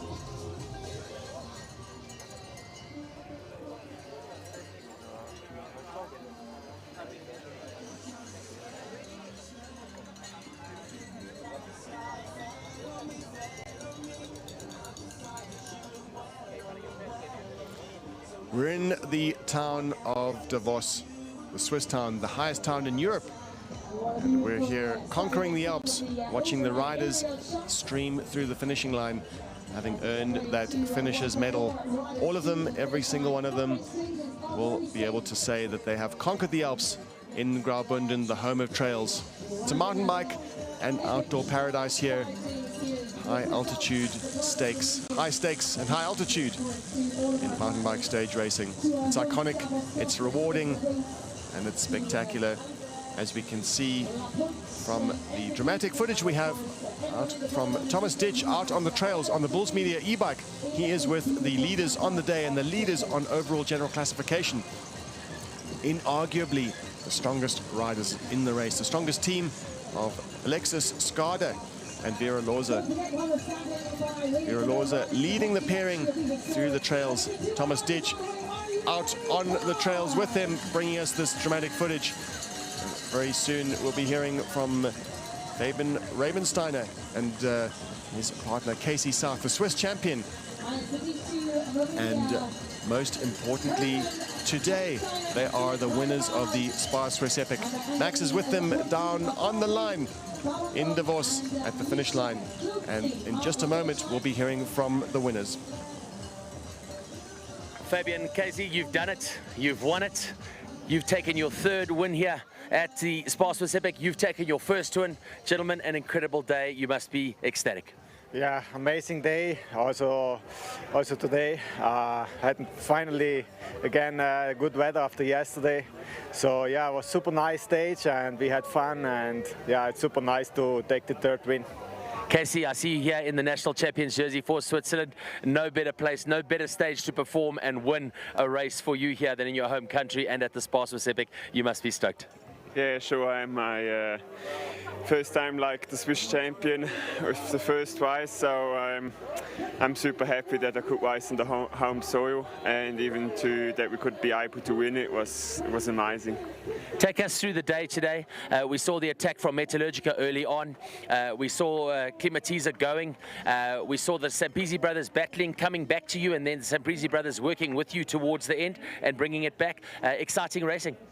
Yeah, our goal today was to go as easy as possible and control the race. On the first climb we had a good pace.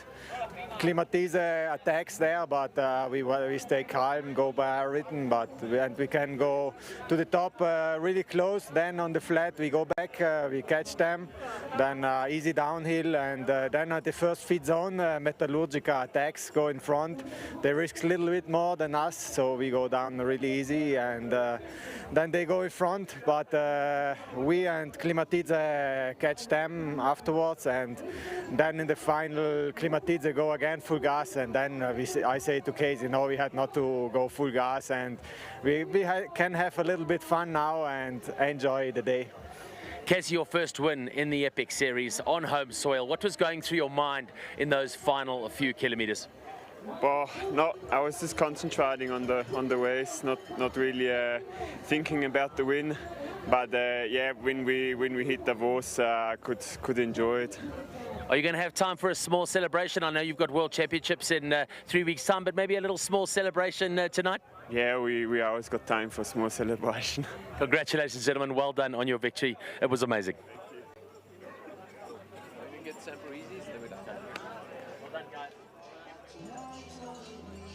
Well, the team of Fabian Ravensteiner and Casey South did exactly what they needed to do today. They needed to defend that leader jersey, and not without just having a little bit of fun out there on the trails, knowing that they'd done just enough to secure that yellow jersey on their shoulders, enjoying the trails as they headed into the finish of the grand finale.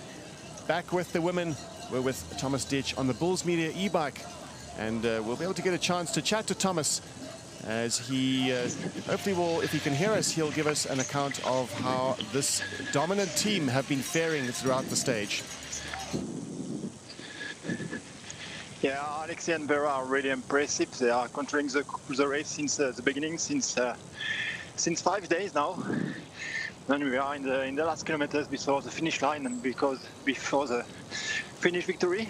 And congrats to her, because that was a hard stage race. But we still enjoy now the last kilometers with some beautiful view, with sun is coming over the forest, and that's really crazy and amazing.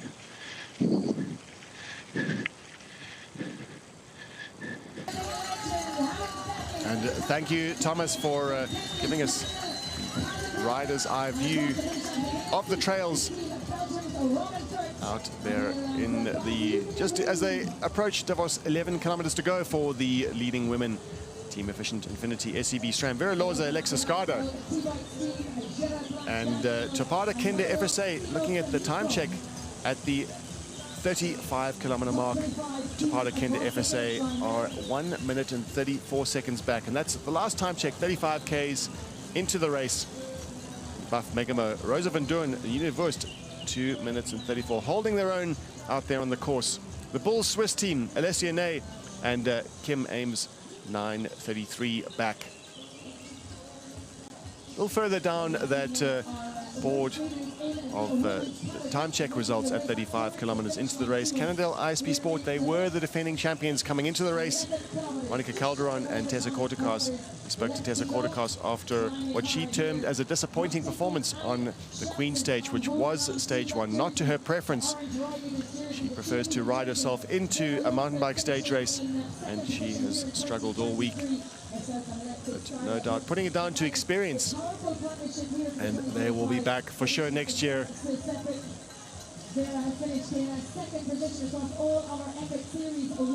Also coming into the race in the men's category with high expectations on their shoulders were the team of the Samparisi brothers, who dramatically won the first stage in 2024, wearing the yellow jerseys, and they had a great campaign. Unfortunately for them, losing those leader jerseys in the middle of the week to the legendary Lucas Vlockiger on his way to his third victory. In just a moment, we'll be crossing down to the Samparisis on the line with Max.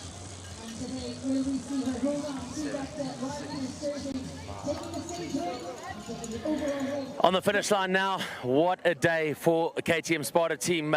Lorenzo, we saw the climb today, battling a little bit, dropping back, but then you guys came back, Metallogica, you got onto them, then you dropped them, you moved on to the Torpedo team, and your descending today was crazy. Yeah, today is so hard for me. In the first climb, I have a problem on a leg, and I fight with my bro, and fight on my body. And when take the downhill, go fast and take the leader group.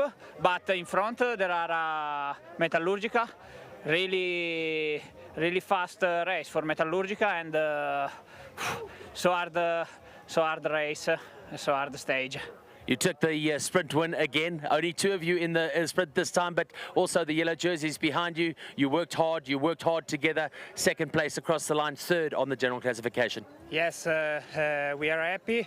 In the finish kilometers, talk with Torpedo, push all in, no take a sprint. It's a fantastic day for our. Such a good result. You were good here last year. You've been incredible this year. Will we see you at some of the other Epic Series races? Is the Absa Cape Epic a race that we're going to see you guys at? Because we need to see the passionate Italians in South Africa soon. Yeah, I don't know. Maybe yes. Maybe next year we make a Cape, me and my brother. But I don't know. Today we happy for this race and this result. A good celebration tonight. You deserve a couple of glasses of champagne, a few beers maybe? Yeah. It's a fantastic day. But I'm happy to come back my home because stay 1 month out for hours. Now I can come back at home for my wife and my son. Always good to get back to your family. Gentlemen, it's been a pleasure watching you this week. Thank you. Thank you.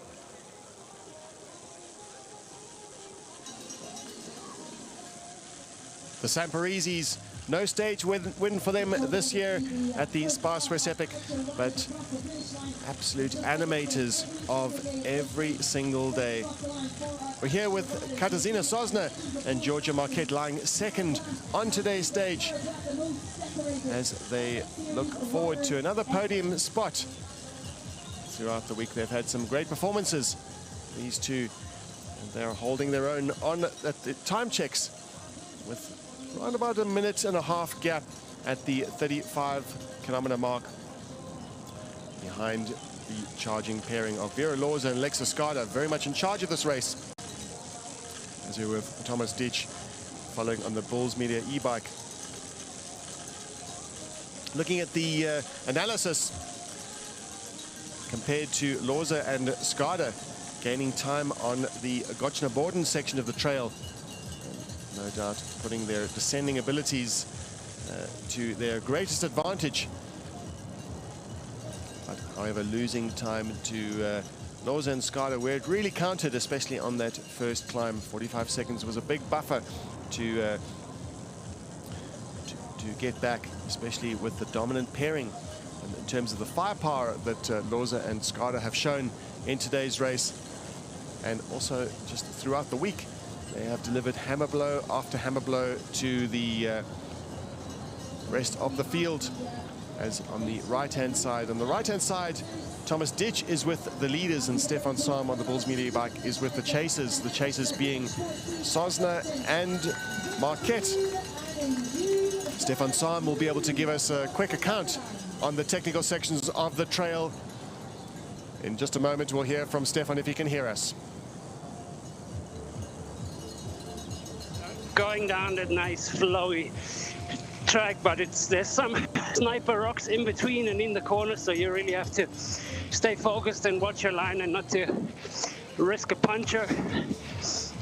It's quick descending and obviously also a little bit loose because so many riders have gone through that section already and been tearing up the track a bit, but all manageable for world-class riders like Katarzyna and Georgia.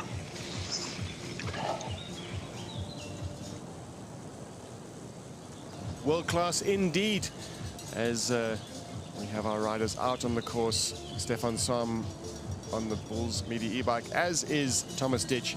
And out in the field on the trail is Dario Linde. If he can hear me right now, Dario will just give us he's soaking up the atmosphere out there, and he's going to give us a quick account of what it's like out on the trails around Davos. Hey, we have a cheerleader group up there. Come on, make some noise. Yeah, they're cheering the riders up. Here on the last uphill, on the last. Yes! So good. The atmosphere is great. Everybody's having a grin on the face. Perfect! I need to restart, LU.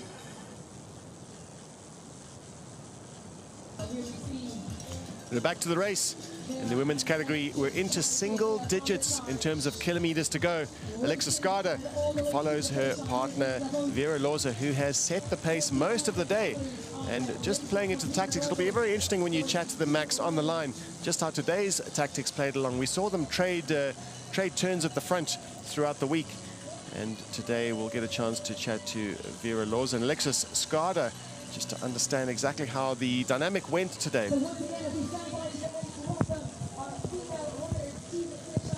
So nice to see Alexis Skada. You can see she's just stretching her legs a little bit there, dancing on the pedals as she comes up behind Vera. Vera, you can see elbows out, all business. And Vera just has this insane ability to go into the hurt box and stay there for a long period of time.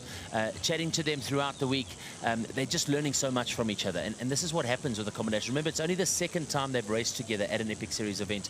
And that combination becomes more and more important. When you suffer together, when you work together, when you go through these ups and downs, these heavy emotions together, you learn about each other. You learn about your strengths, you learn about your weaknesses. And this team now, after 5 days, is completely in sync. You can see Alexis maybe just worrying a little bit with the lower back there. When they tend to get up on the pedals like that and stretch a bit, it means they're not sitting comfortable on their saddle. But just 8 Ks to go now. And you can see that they're continuing to lead, continuing to dominate. And they've got a really good lead at the moment on the stage. They don't need to do anything fancy. There's no need for them to win the stage by miles, but at the last checkpoint, 134 ahead, that's going to be enough to give them another stage victory today. Nice to see the team of Sosna and Marchette holding off Van Doorn and Wust. Let's see how long that remains, because we know that Sosna and Marchette have a strong finish. And just approaching the section where Daria was standing are the women's category leaders out on the stage today, and on overall the team with their name in lights at the top of the leaderboard so far on general classification with 11 minutes and 21 seconds lead over Buff Megamo. Vera Loza and Alexis Skada are about to reach where Dario is standing right now. Some of our people coming to us on the live stream asking how's it going with the other categories, who's doing what. Remember, you can follow the live timing if you get across to the Epic Series app. In the open men, it's the Papaval Scott Sartex team, Marcio Lorenzo and Damien Perrin, who lead through the 40-kilometer mark. In the open women, it's Chafing the Dream. They're having a good day today from the USA, Kristen Bryson and Brenda Dodd. And in the mixed category, Anna Weaver and Kimon Reyes still in control. In the men's Women's Masters, it's Legends of the Bulls. Kalle Freiberg and Carl Platt continuing to dominate in that space. Let's take a look now at what it looks like on the map, Neil. And we can see Efficient Infinity SCB SRAM now coming down towards the finish. They're going to come into that last piece of single track, that sharp right-hander at Valdi, and then they'll make their way towards us on the finish line. Tapara Kenda holding their own against Buff Megamo, and here we see them now on the climb. Sosna really pushing hard. And we're with Dario, who will be, the leaders will be passing him in just a moment. Yeah, not in a moment, just right now. This is Benelosa in the lead on the last 2 meters. Come on, let's go, come on. Hey, they're looking really fresh at the moment. Only a few meters uphill, then to the right, and then they already can hear and feel the finish line and the power. And we're giving some power to the riders. Come on, let's go! That's the meters! Yeah. Good one. Back to you, Neil. Well, a great performance from Dario there as he cheered the riders through that section of trail, and they are very much on the uphill, heading into the finish. 7 kilometers to go. Lucky 7. Lucky 7, and it's such a great number. You know, I had a chat now with Casey South, chatting to Fabian Robenstein, especially for Casey. It's his first time Epic Series overall win.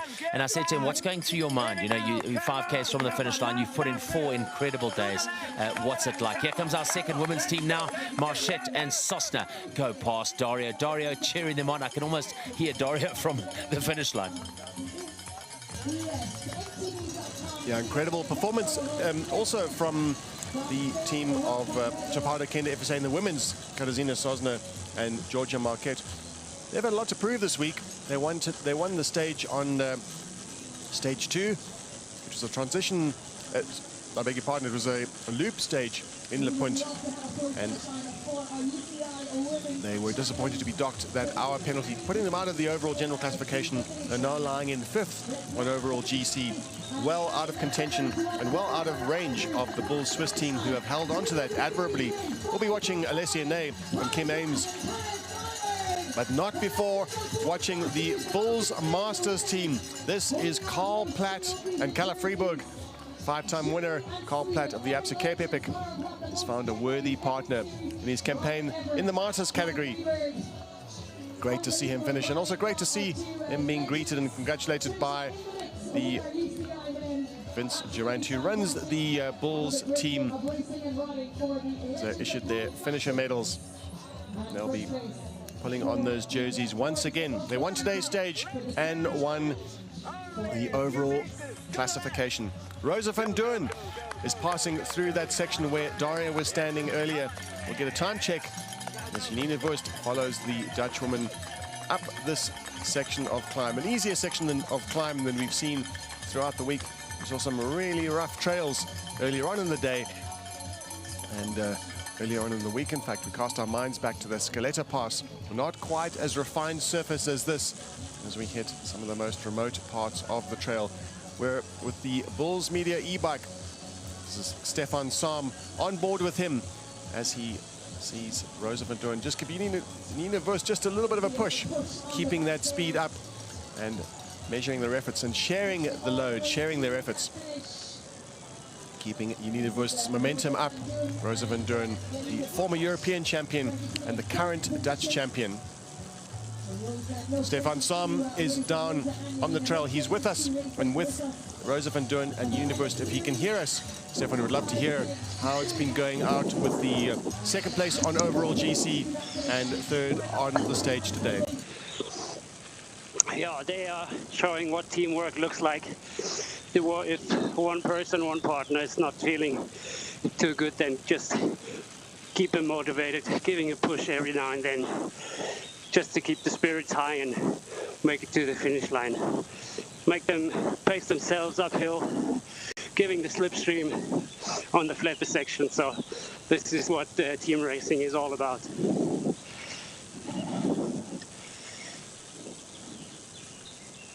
Now, by our calculations, the leading team out on the stage today, Vera Loza, Alexis Skada, will be reaching us in around about 12 minutes by my calculations. We'll see if those are accurate or not.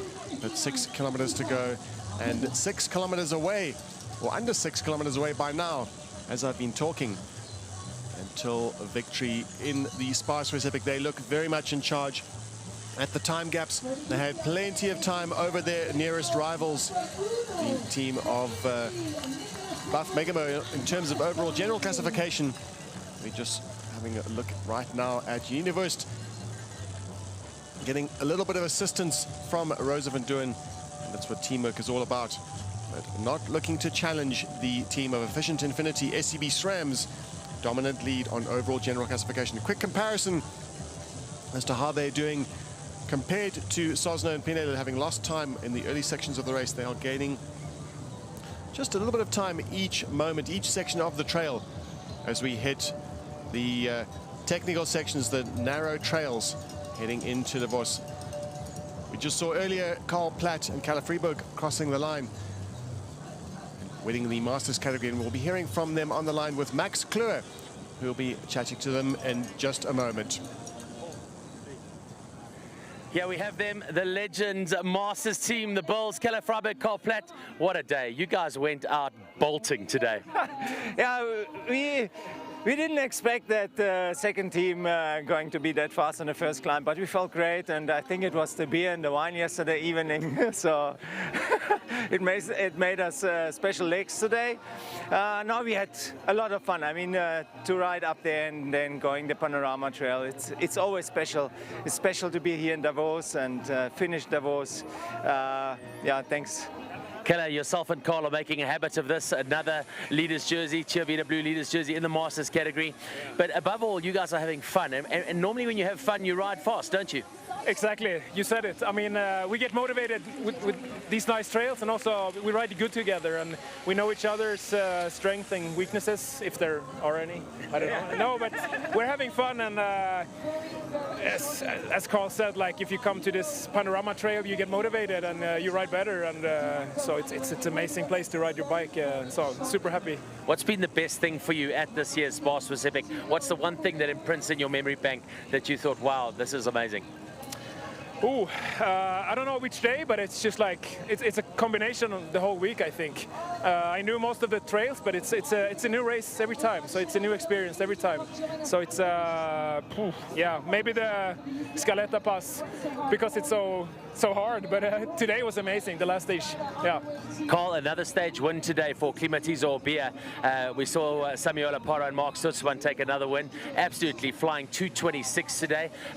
Nice to see how the teams are changing up at the front end of the Epic Series. There's always a favorite, but there's always 5 or 6 or 7 teams that can win, and that's keeping on the pressure. That's what you love to do, and that's how you loved your racing.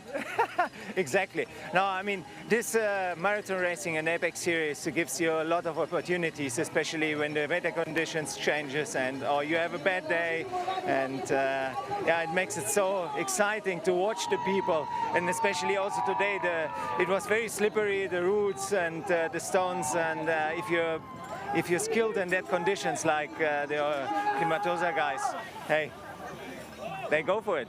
Gentlemen, it's been a pleasure watching you again. We look forward to seeing you at the next event. Well done. Party tonight, stage 6.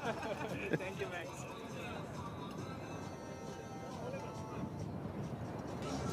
Great to hear from Kalle Fribourg and Karl Platt. Kalle Fribourg speaking about the fact that there's something different every year, and that is absolutely true.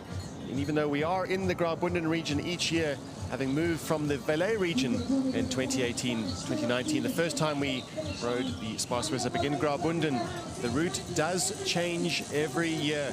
We take on the same passes in just a different combination, the route designed by Stefan Wolfersberger, and we cast our minds to those time check results at the 44-kilometer mark, with still a little bit to race for, because we have Katarzyna Sosna and Georgia Marquette gaining time. They've gained 30 seconds back on their deficit, hitting that time check just over a minute back.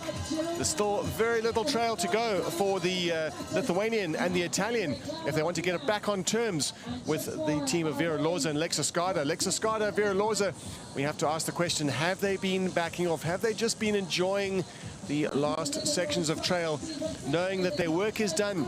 They have a huge buffer on overall general classification, and there we have it. That is a comparison to Van Doorn and Wust, the Swiss and the Dutch rider. Compared to Loza and Skada, they are gaining time. So we could arguably say, looking by those green marks, the advantage that Van Doorn and Nina Wust have over their rivals, leaders on overall general classification, it's clear that they are just soaking up the trails, enjoying it, just easing back on their massive efforts, not putting maximum power out on the trails, just soaking it all up and enjoying that victory. Doesn't look like it. The body language is still very much in full charge, but the other riders are sensing that they can get back some time almost telepathically. Alexa Skada rides behind Vera Loza, Efficient Infinity, SCB SRAM. Great performance from them all week, including today. But there is a challenge mounting from behind. Sosna and Marquette from the Topara Kenda FSA team.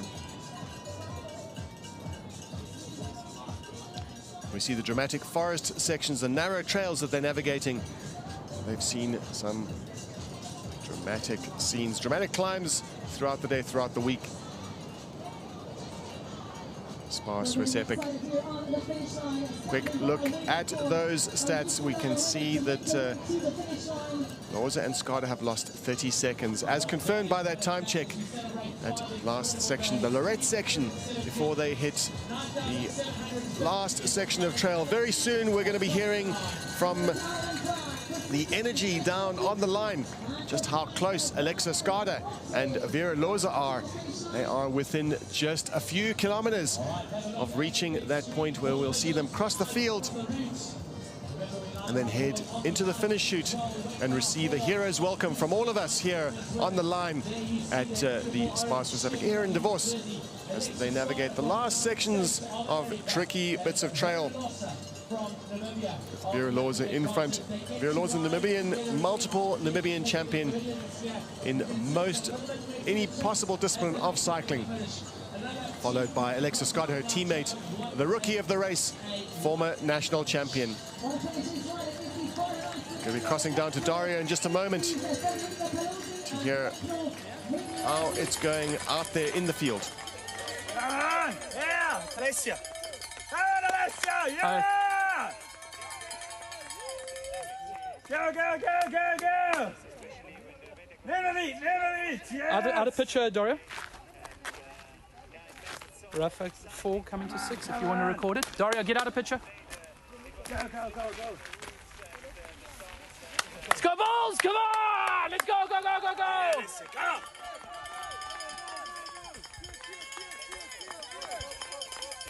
And Dario just there cheering on the Bulls Swiss team. They are lying in third on overall general classification.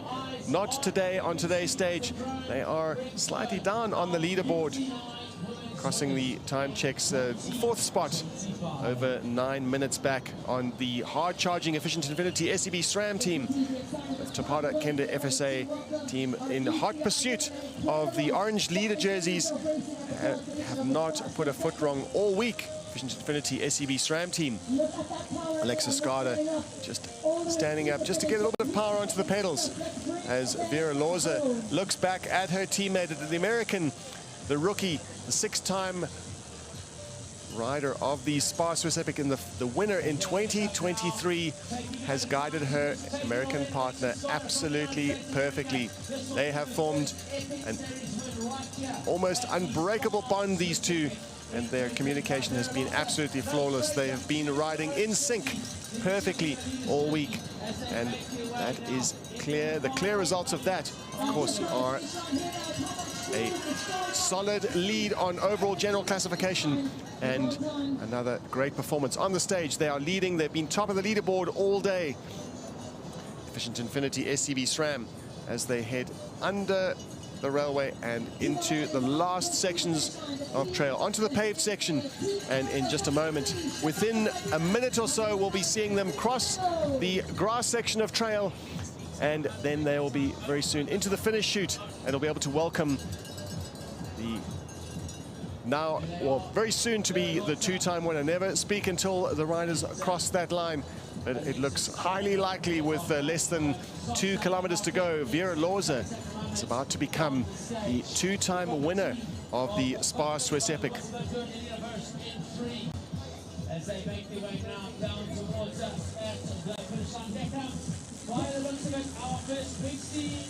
Vera Lorza and Alexa Skada join an illustrious list of winners of the SPAR Swiss Epic, joining the likes of Annika Langfall and Ariane Luthi, Yolanda Neff, the Olympic champion, Alessandra Keller, a multiple World Cup champion, Hayley Smith, Catherine Pendrell, the Canadians. And like we said, an illustrious list indeed, and good company for Vera Lorza and Alexa Skada. I want to hear the cowbell as soon as you see a flash of orange. You know they are on the way. Keep your eyes. Lest we forget, on that list is Hayley Batten, Olympic silver medalist, and Adele Roth, Sally Bigham, Esther Suss, Jenny Stenehag, Hayley Smith, Catherine Pendrell, Bettini Janas, Robin de Groot. And now we're about to see Alexa Skada added to that list. Spare a thought for Monica Calderon, Tessa Kortekas. They came into the race as defending champions, as by default the race favorites, but not to be for the Colombian and the Dutch rider. They'll look to fight another day at the SPAR Swiss Epic. We're into the last kilometer, and we're right now following the team of Topado Kende FSA. Great performance from them today, just not quite enough to get on terms with the leaders on the day. Team of Vera Lorza and Alexa Skada. Efficient Infinity SCV SRAM hit the grass section, and here it is. We see in front of us the finish line in Davos. A dramatic day out for the Efficient Infinity SCV SRAM as they put the last corner before they are able to call themselves the 2025 SPAR Swiss Epic champions. Alexa Skada, the American, and Vera Lorza, the Namibian, as they cross the line. A celebration not just for the victory, but for this incredible partnership. They have truly proved that they are one of the very finest mountain bike stage race teams in the world, having tackled the 307-kilometer route and prevailed over the 9,500 meters of climbing. Immediately handed bottles of champagne. Fantastic performance also for the Topado Kende FSA team. Katarzyna Zosna and Georgia Marquette. A great day out. No celebration except to congratulate each other on a fantastic performance. Great sportsmanship all round, as there'll be congratulations to their nearest rivals. A firm and warm well done to both of them for their performance, and a great race, giving fans tremendous entertainment watching it all unfold this week over 5 days at the Epic Series race, the final Epic Series race of the year, the 4th installment. In third spot, tearing towards that finish line, are the team of Buff Megamo, Rosa van Duin, Janine Wust, lying second on overall general classification, under no major threat from the team that finished second today, Topado Kende FSA. But Buff Megamo will want to put together the last few efforts, keep the concentration, keep the power down as they head into the finish. In just a moment, we'll see the scene of the finish line in Davos open up in front of us, and the electrifying sound that they all get goosebumps as they cross the line, as they hear the announcer call them across the line. is Rosa van Doorn and Janine Wurst about to get a hero's welcome in Davos at the SPAR Swiss Epic in 2025. Rosa van Doorn leads Janine Wurst, the Swiss rider, as she comes right up alongside her so they can get that epic moment as they cross the line, celebrating a second spot on overall general classification and third on the day. Another podium for them. Fantastic performance from the Dutch rider and the Swiss. Neil, how cool was that? I mean, what a great finish there for Sosna and Marchette in second, and just such a great performance from Buff Megamo again. You know, you see them going through these ups and downs, but every single day they stand up and they get counted, and they've come through with an incredible result today. That's going to consolidate their second place on the GC. Well done to Vera Losa and Alexis Skada. Sublime, impressive, to say the least, and Alexis really deserves that title to etch her name onto the Hall of Fame here at the Epic Series. Well, 4 out of 5 stages for Efficient Infinity SCB SRAM, and if only is what Topada Kende FSA, if only the stage was 5 kilometers longer, because they were catching them, gaining time, hand over fist off that deficit that was set early on with Topada Kende FSA. 39 seconds, crossing the line just behind Vera Loza and Lexa Skada. Still, Efficient Infinity SCB SRAM were enjoying that celebration as they crossed the line. No doubt enjoying not just knowing that they won the overall general classification, writing their names into the history books, but also a stage win. The prestigious grand finale, a victory that any rider of any level would love to have on their list.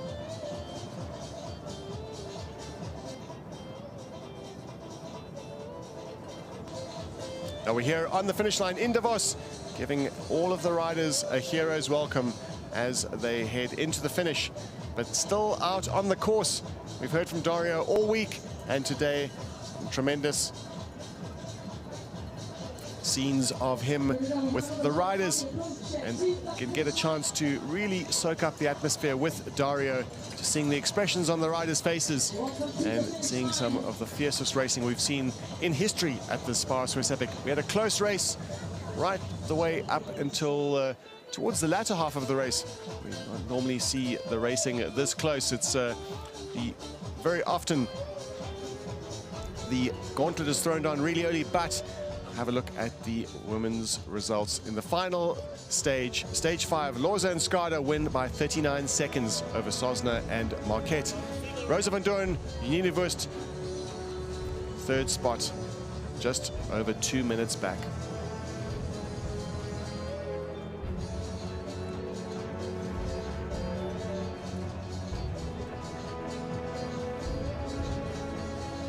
With 3 teams having crossed the line in the UCI women's category, we will be cheering them on from the cameras in the air, the drones, and also the Bulls Media e-bikes. Get a chance to chat to them. And also with us still is Dario at section along the trail, getting a chance to connect with the riders, and giving us an opportunity to see what it's like out there on the trail, soak up the atmosphere at the SPAR Swiss Epic, the true Pro-Am race where riders contest themselves against the top professionals on the same course, the same day. And a quick analysis of the timing, where it really counted on the first climb was Vera Loza, Alexa Skada putting minutes into their rivals and holding that advantage through the Gotschnaboden section of the trail, backing off slightly with Janine Wurst and Rosa van Doorn giving it a little bit of, putting in a bit of effort through the midsection of the race.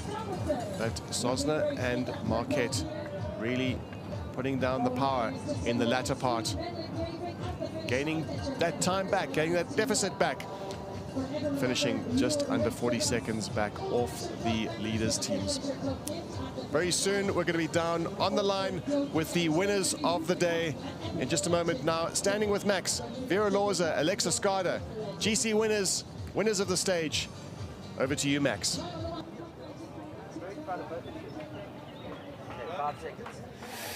Wow, wow, wow. Alexis, you've etched your name into the history books here at the Epic Series. You've got the orange jersey, leader's jersey title, and you've etched your name along some very impressive women. How are you feeling right now, 5 days in the orange leaders cheerleader jersey? Oh my gosh, it feels absolutely incredible. You know, I came here, travels were a little rough, and so I wasn't sure what I could put together, and I'm glad I could be strong here, especially for Vera. For her to break her second place streak and to help her to get the win was absolutely amazing, and to be out here in the Swiss Alps is breathtaking. Everything just went like as well as we hoped. The last day is always difficult, especially when you're in the lead and you know you're nearly there, but you've still got these climbs. We know that big climb out of Kur was always tough. Longer than you thought, perhaps?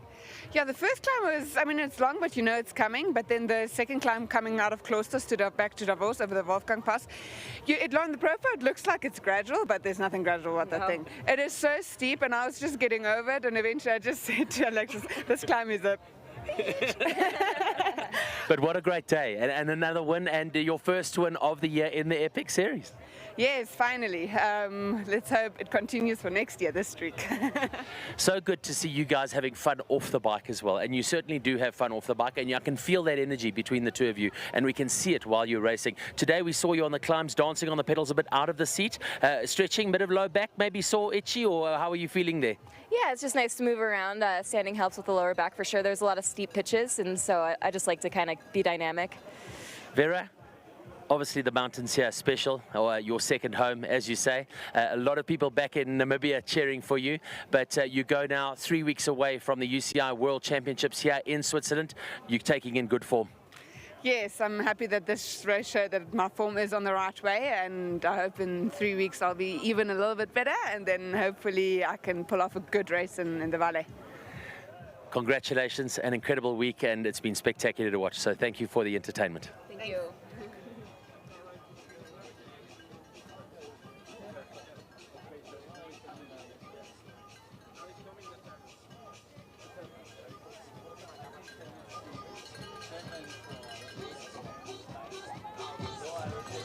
Great to hear from the winners of not only today's stage, but overall general classification. Their name in lights, their names in the history books. Vera Lorza and Alexis Skada. Tremendous performance from the team that came into the race, not as the unofficial favorites, and not as the defending champions either. Second place in 2024 was Vera Lorza. The rookie, Alexis Skada, maybe proving to be the lucky ingredient. Vera Lorza, six-time participant in the SPAR Swiss Epic. Remarkable performance from this pairing. In a moment, we'll be crossing to Dario, who is still out on the field with the riders out on the course on the outskirts of the Davos town. So what a fantastic week we had through the whole lot of stages. Goosebumps I had up on the Skeletorpad, but mostly because of this guys, of the riders. What an atmosphere on course, what an atmosphere at the finish line, at the start line, everywhere. It was just fantastic. Thank you to all the riders, and thank you, Home of Trails. That was a good one. Yes, come on boys, last few meters. Hey, back to you, Neil.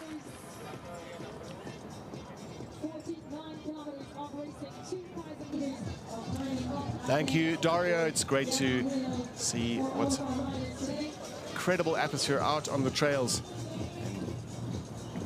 It is a remarkable sight watching the riders heading into the finish. In direct contrast, the paved section in the Davos roads, as they have truly conquered the Alps, every single rider. There were 610 riders starting the week's race. And right now we are with the third place on overall general classification.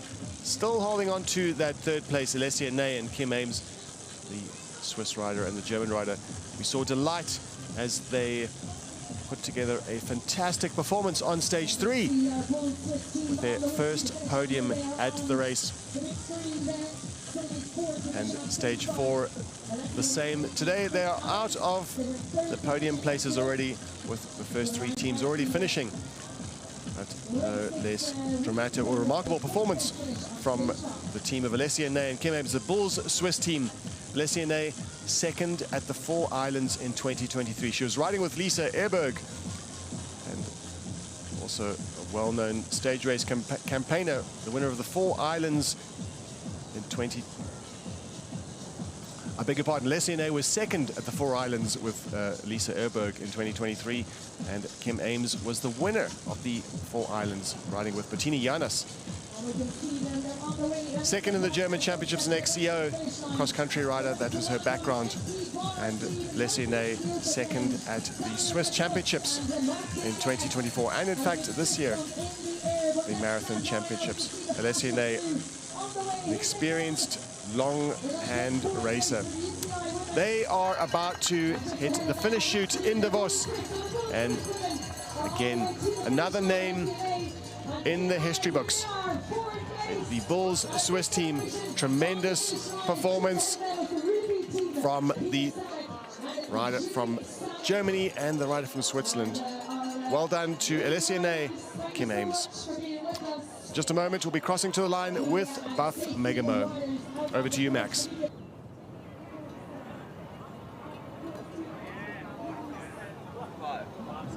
Okay. 4, 3, 2, 1. An incredible ride today. Second place across the line on the stage. Georgia Katazina, that showed a true reflection of your form here at the race in 2025. You've been sublime, and second place today, you must be happy. Yes, today's stage was perfect. We push hard together in uphill, and we go fast also in downhill, and it was an incredible stage, and also all the race. Katazina, how are you feeling right now? I see you just going off into another place, but certainly a very good ride. You've got to be happy with that. Yes, I'm very happy for this stage. Also with this race, it's very amazing, very beautiful here. I'm come here to second time, but it's not last time. It's a very, very amazing race. Cape Epic series also very nice event and very emotional. I'm happy disputed this race with Georgia because she young girls and also learn too much and so very amazing this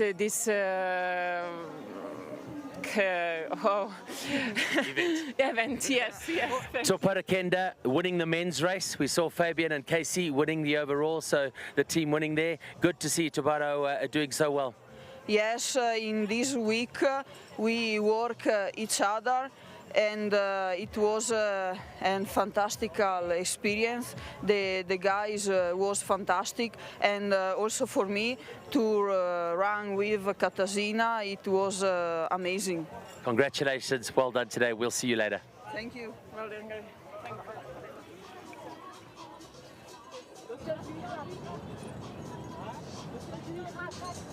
And delighted, having finished their campaign together, forming an excellent bond, which is what it's all about in mountain bike stage racing. Two-person teams, and the dynamic that happens between them very often. Lifelong bonds formed between the race, between the riders. General classification in the UCI women's category. Vera Lorza, Alexa Skada top the board.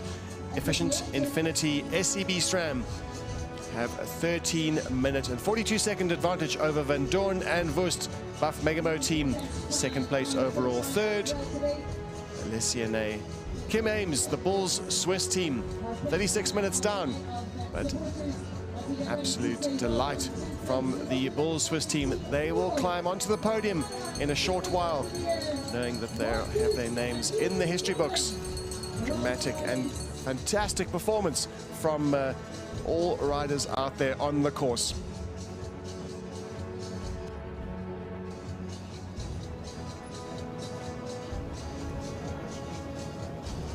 Lessiene and Kim Ames from the Bulls Swiss team were perhaps a little bit disappointed that they weren't able to get another podium today.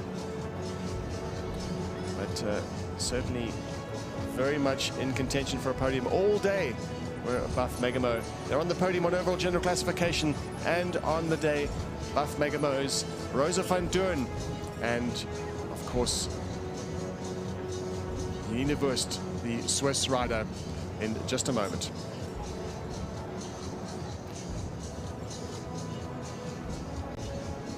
Buff Megamo coming up now. today a good day for you? Yeah, it was a tough last stage. It was never ending, all the climbs. But we managed another podium and second in the overall, so super happy. Nice to come home here in Switzerland, your home ground, to the cheers of the people. We heard a lot of people shouting your name out on the route as well. Yeah, my family is here, friends are here, and also some people on the track, and that's super nice to race on home soil.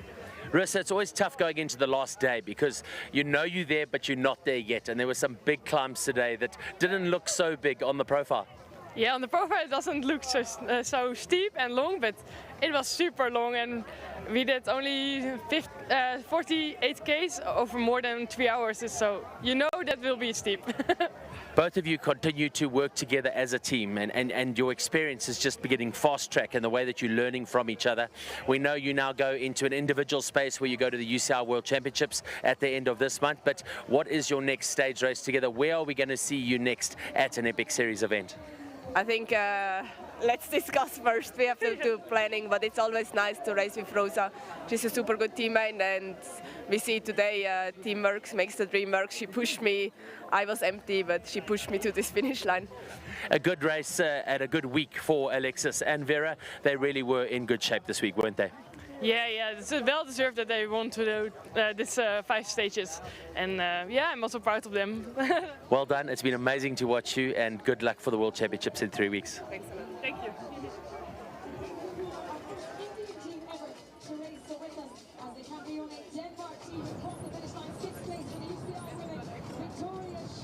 And the scenes of Davos, the highest town in Europe. And not only that, today it's the finish of the SPAR Swiss Epic. In 2025, we see the riders from all over the world, 43 countries, in fact, have finished the race. And tremendous performance from all of them, from the top end of the field, who we've been watching and following and enjoying as cycling fans, right down to the very last, who are still to finish on today's stage.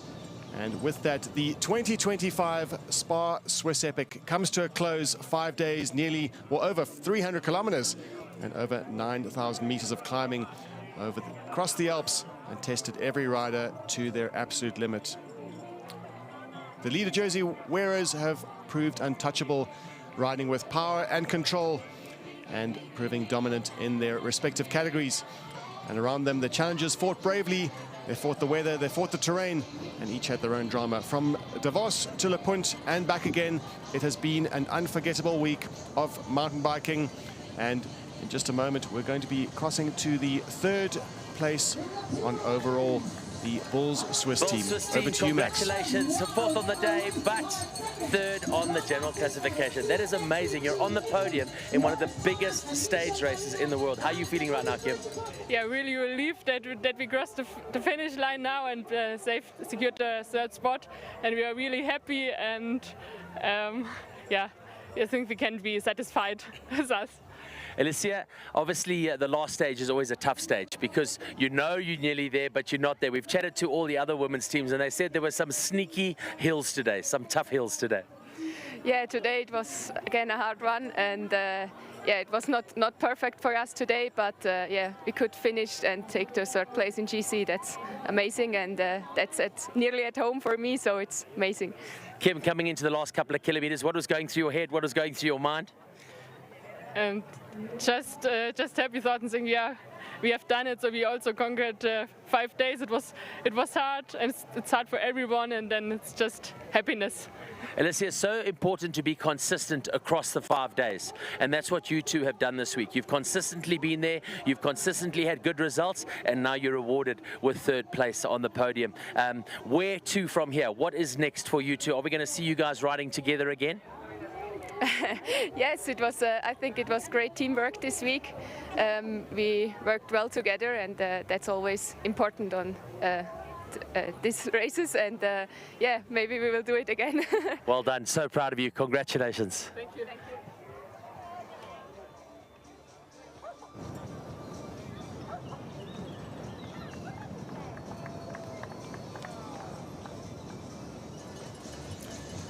Well, from all of us here at this year's SPAR Swiss Epic. Thank you for joining us on this incredible journey through the Graubünden region as the riders conquered the Alps. It's been a week of racing that we will never forget, and we'll be back next year to do it all again. But don't go anywhere just yet.